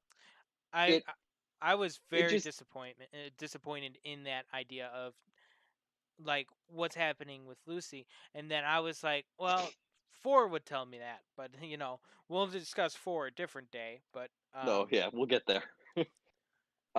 Yeah, I think Desmond is a likable guy. I think mhm. I liked playing as him. I really honestly my favorite missions in the game were in the modern day missions where you played as Desmond going to get those Yep, power sources. they were pretty fun. Like like they felt like a good idea of what modern Assassin's Creed could be. It was like it had I loved its tone. It was very dark and noir-esque and you could Mhm. feel the stakes. Like the modern day stuff in Assassin's Creed 3 is so interesting Right. and they just do so little with it. And I thought, again, spoilers here, just to kill off Desmond at the end that unceremoniously just feels like it Yeah. cheapens the end of his arc. I would have loved to have seen, like, I guess they never really definitively say he's dead at the end of 3. They just Right. say in 4, oh, he is. I would have loved to have seen, like, oh, well, some first civilization energy or something preserved him, and now Right. we gotta have a hunt for something else to bring him back. But instead, he just touches it, stops the end of the world, and dies. And you don't even really know it's gonna happen. I've Um, I've always long speculated that he is alive, and I'm like, oh, this makes sense with 4. They may not exactly go with Desmond. That's the Yeah. raise the stakes of like of him not being there, and when he does return, that'd be cool. You know what I mean? So 4, I gave it a pass. Uh, um, Rogue, I gave it a Rogue would be pass next. Yeah. because that was just a spin-off. I wasn't really too worried about it. Um, uh, Unity was when I was starting to get concerned, like, hey, where are we going with this? And we'll get more on the present day storyline when you get to Unity. But and then pretty much after that, like the fact that we haven't gone back to Desmond, and I can't speak for Odyssey or the end of Origins, but uh, from what it feels and sounds like, well, I don't think we're ever going to get any full closure with that character, and that Yeah. to me is very disappointing. That's a shame. Yeah. Especially since like looking at the modern day segments in the Assassin's Creed games, Hmm. after 3, like I think 4, Rogue, Unity, and Syndicate, like they have modern day storylines, but there Yep. was just this dumb like meta narrative of like Right. some kind of like it was a company like Ubisoft. It was like Abstergo had a games division, and they were making products based off of memories, and it was just kind of dumb. And there was never a main character. It was just, Mhm. oh, you're somebody in Unity who bought Abstergo's gaming machine, and somebody in the Assassins needs your help, or you're an unnamed programmer at Abstergo. Just these nameless people, and there's no attachment. It doesn't matter. Um, it got a little interesting in 4 because I believe 4 is the one where they address Juno, but Yeah. that was literally it. And I already know a spoiler from the comics that this whole Juno storyline doesn't even get wrapped up in the games. It gets wrapped up in a comic book. And Oh, that makes me furious that like I one of the didn't know major that. I'm pretty storylines. mad. Yeah, it's the I think it's called Last Descendants or something like that. There Mhm. was some major comic that came out, and the Juno storyline was wrapped up in that book. That's frustrating. And That's the kind of thing that you just gotta hate. Like, why would you do this? yeah, Mhm. like I granted I haven't played. Now I know that stuff's not involved in Syndicate, but I haven't played Origins or Odyssey yet, and obviously Valhalla hasn't come out yet, so I don't know if that's going to address Right. anything. But it's just so disappointing to me that something that's so interesting and has so much potential in the modern day stuff just gets thrown away after 3 for Mhm. essentially nothing up until I'm assuming Origins, because I know there's a new modern day protagonist in Origins. But it's just I thought it was interesting. I thought the mythology of the first civilization, of them trying and failing, and now humans are repeating the exact same mistakes they did, and having tying in all of this history and lore, and how the assassins and Templars have been fighting in the shadows for centuries, if not thousands of years. Like there's so much there, and it just kind of just become simulators. And I don't mind historical simulators, but it Assassin's Creed used to be so much more than just here's a famous historical period, go nuts. Right. Like they don't even have the hood anymore for some of the character, like some of the Mhm. games. But That's the that's worst part.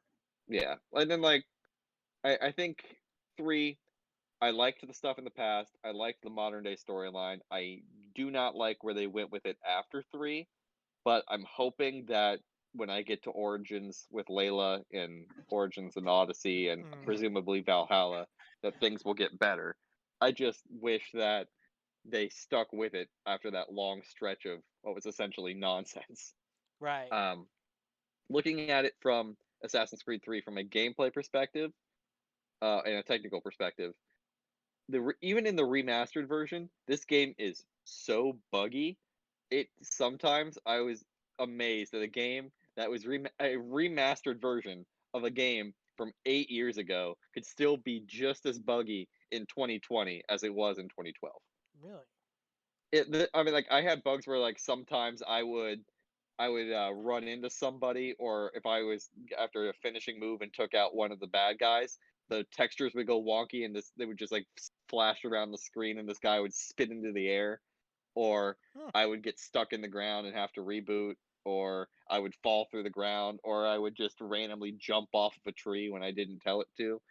It's so buggy, and it's honestly just pathetic from Ubisoft's standpoint, frankly, that they can put out a remastered version of a game from 8 years ago, and it still be in this buggy of a state as it was when it came out in 2012.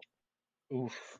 Um, it's and I know people always just kind of expect it with Assassin's Creed games now that Ubisoft just puts these games out and they're Right. just expectedly buggy. That's just kind of par for the course with these series now. But it is unacceptable the state that this game like if this was the PS3 version, I would let it slide a little bit. Like Right. because it's older hardware. I'm running it on an older PS3, so I could let it slide. But a remastered version that you had time and years worth of criticism to fix those bugs and ship it on much more powerful hardware, and Mhm. you essentially do nothing just to use it as a season pass bonus for a later game, is truly unacceptable. the state that they set a remastered version out in. It's clearly like this is, even though it says remastered, it's really just a port with all the DLC. Right. That being said, the gameplay itself is still pretty solid. The combat feels smooth. I thought it could have used a little bit more feedback with the parkour, but Mhm. I thought also I don't like how they got rid of the running like button. Like you could Oh, hold yeah, down yeah, right yeah. trigger to run, but it used to be like you could hold down right bumper or right trigger depending on what you're playing on, and then you could hold down on PlayStation what was the X button and you would run faster. Yep. In this, you have to do some weird like you have to tap both at the same time, and sometimes it only works, sometimes it doesn't. I didn't like how they got rid of that. Uh, I thought the gameplay was fine. It's just it truly is unacceptable that a remastered game can be this broken at launch, and presumably not even going to get an update because I think it came out Oh in no. like March of 2019, and I'm playing it right now. So Highly unlikely, I think. yeah, I was but actually I surprised don't they know. even remastered it. Yeah, me too, honestly.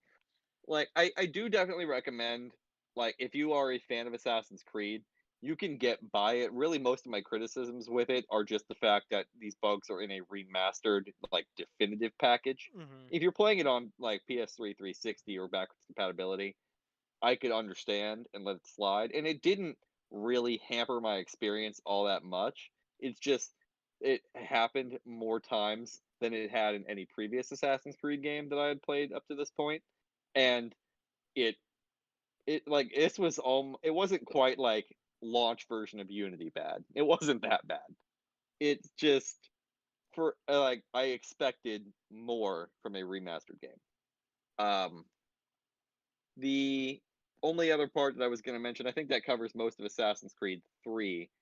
The remastered package also comes. Oh, but also another technical part I forgot to mention. So it includes all the DLC. There is an option in the menu to choose. You can either do the 3 episodes of the Tyranny of King Washington, like 3-part DLC, and then they also have the main story. And inside the main Animus, you can also access the Benedict Arnold mission.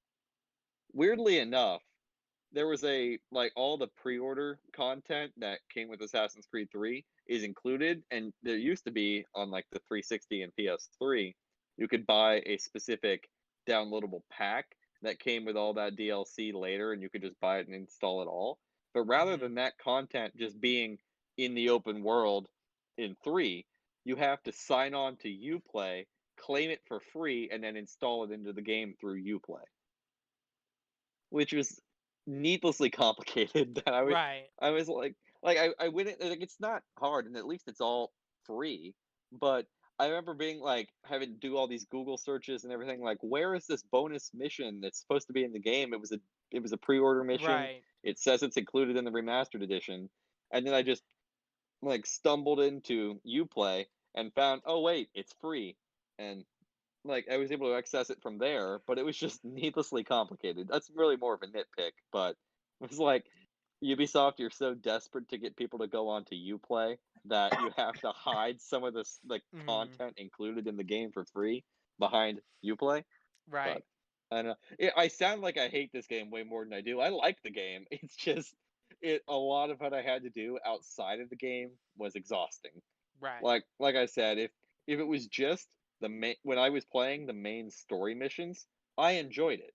It's every time I had to leave those main story missions to deal with a glitch or go on to Uplay or go and find the side nonsense so I could get enough level up or money or whatever to do another like homestead mission. It was Mhm. just it was so unfocused that it just it hampered the experience. Ultimately, I would give 3.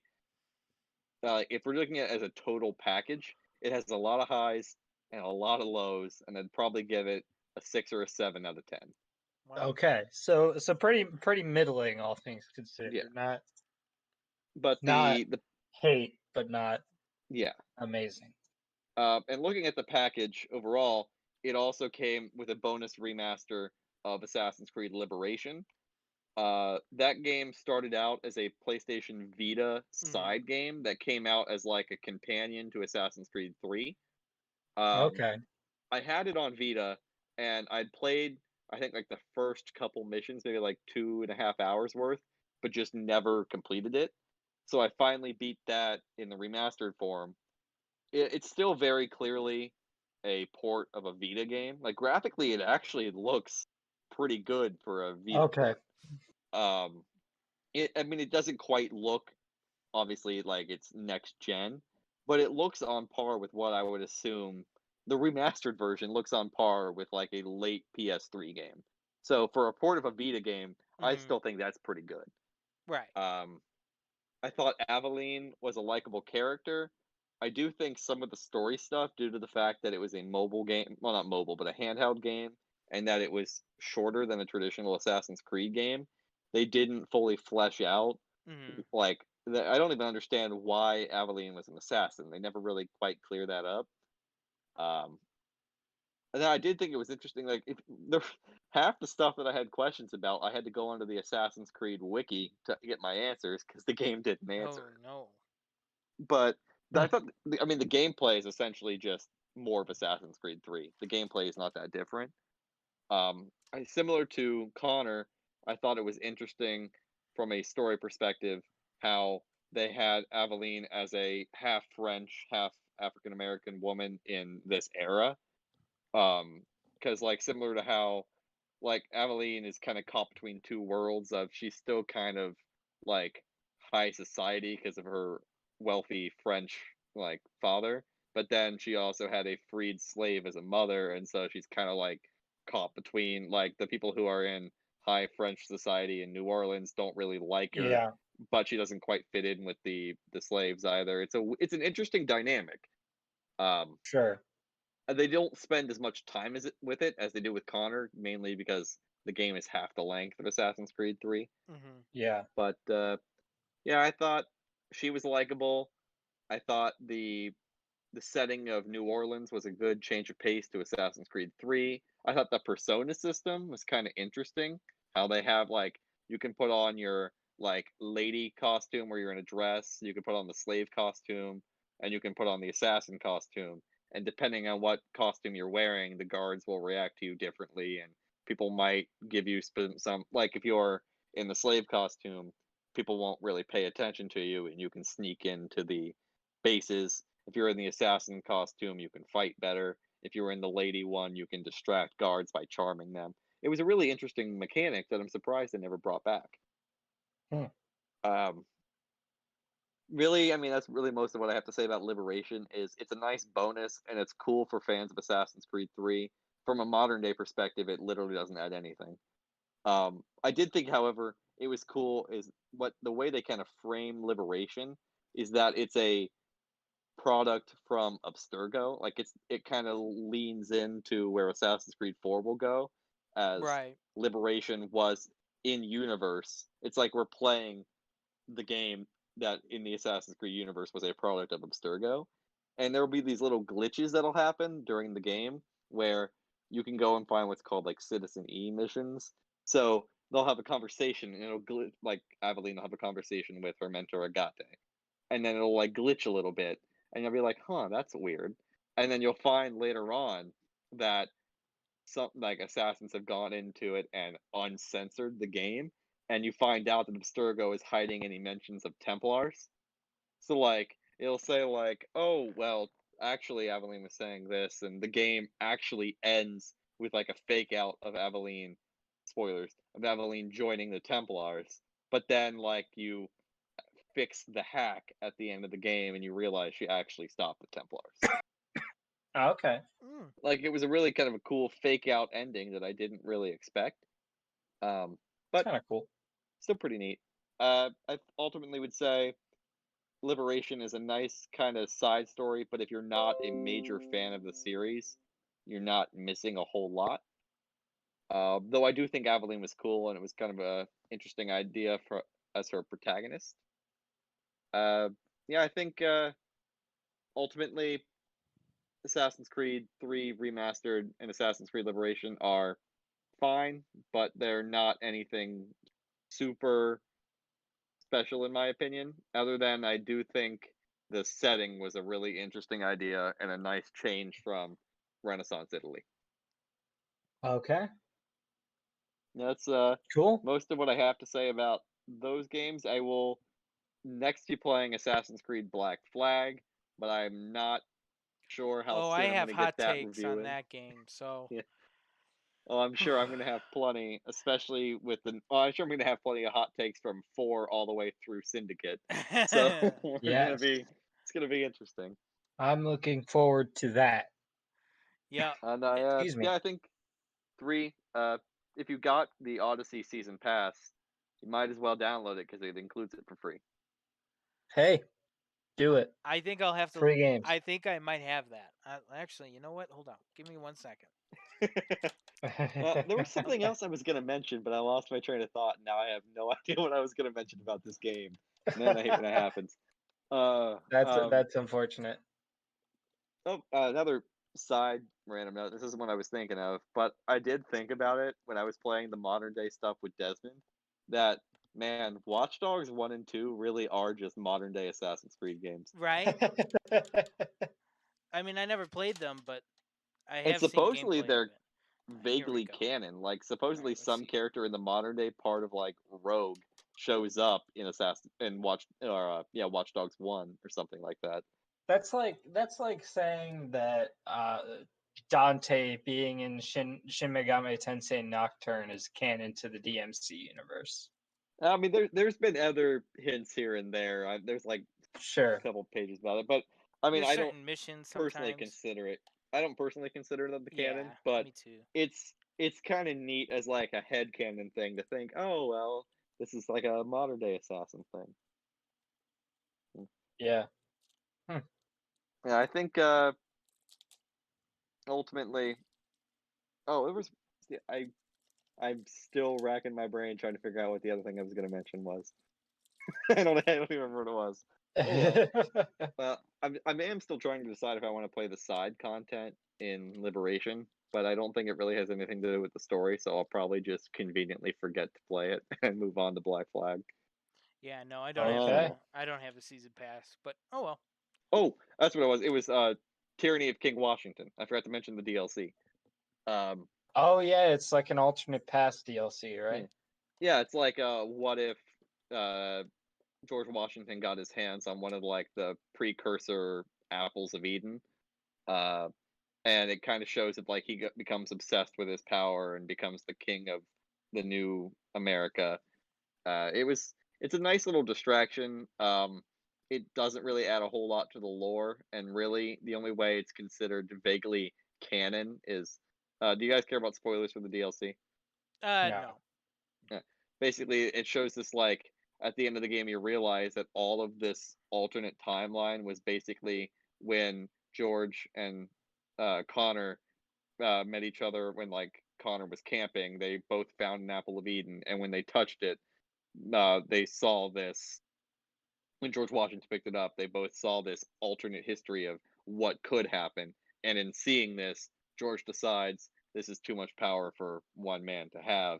And that's how he kind of formulates the whole Oh, I idea of see. how the American government system is going to go, of the whole idea of this is too much power for one person.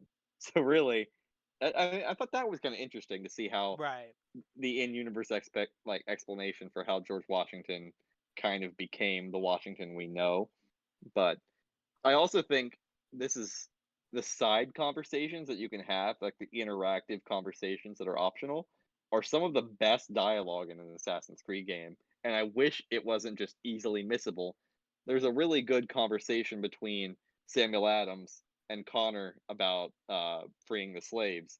And what makes it so interesting is they both make very good points. Obviously, they're both anti-slavery, but it's a question about is Samuel Adams being like hypocritical when he's focusing primarily on freeing the colonists first from the British, but not also saying that the slaves should be immediately freed.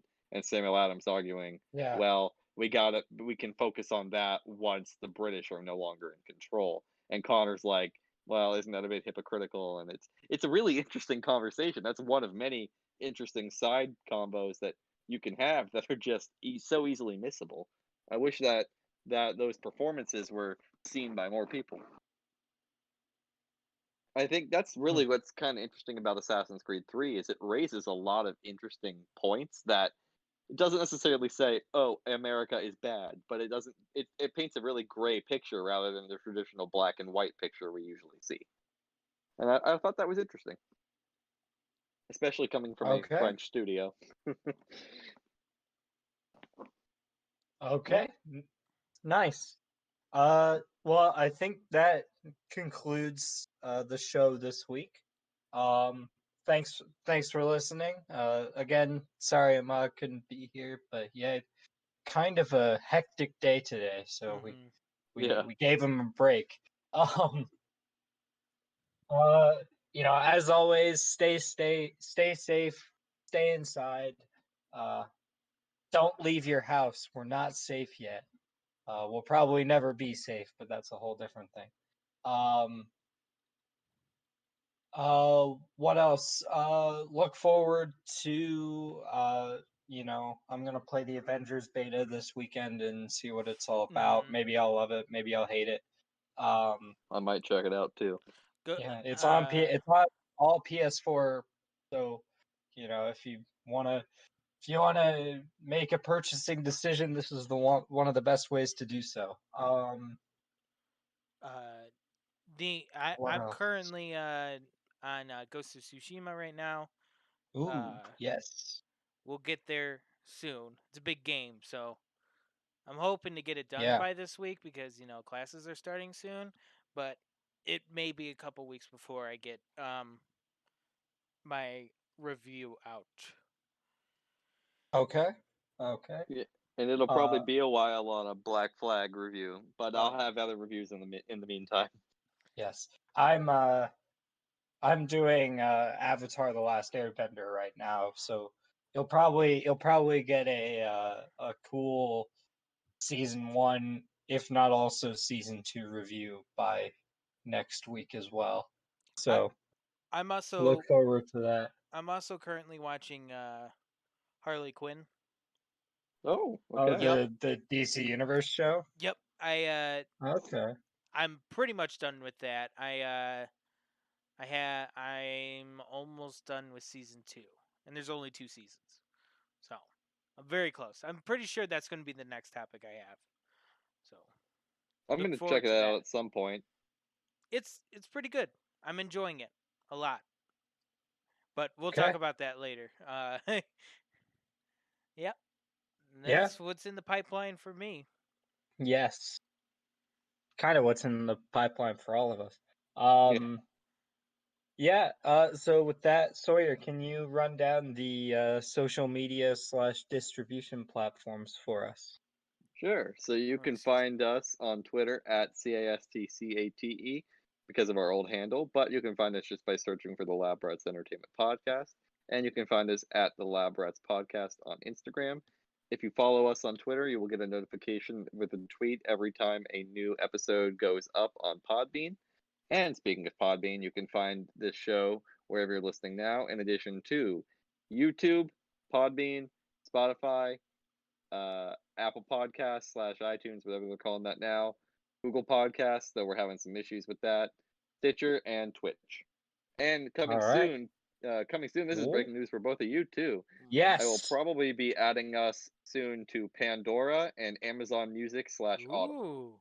a whole So 9 platforms for you to yeah. find us. This You is got no breaking excuse to listen, people. news. we are everywhere. We are inevitable. Yes. Um, and yeah, things are probably going to be changing soon in terms of uh the whole show, just because college or school is starting back up. And if you haven't listened in a while, then you don't know I have graduated recently, so I'm not even going to be in the same city as Sawyer and Caleb and Ahmad, let alone what social distancing guidelines are going to happen. Mhm. So we'll be we'll be discussing that as time goes on, but just keep on the lookout for that. So yeah, I think that is the end of the show. Bye. Bye.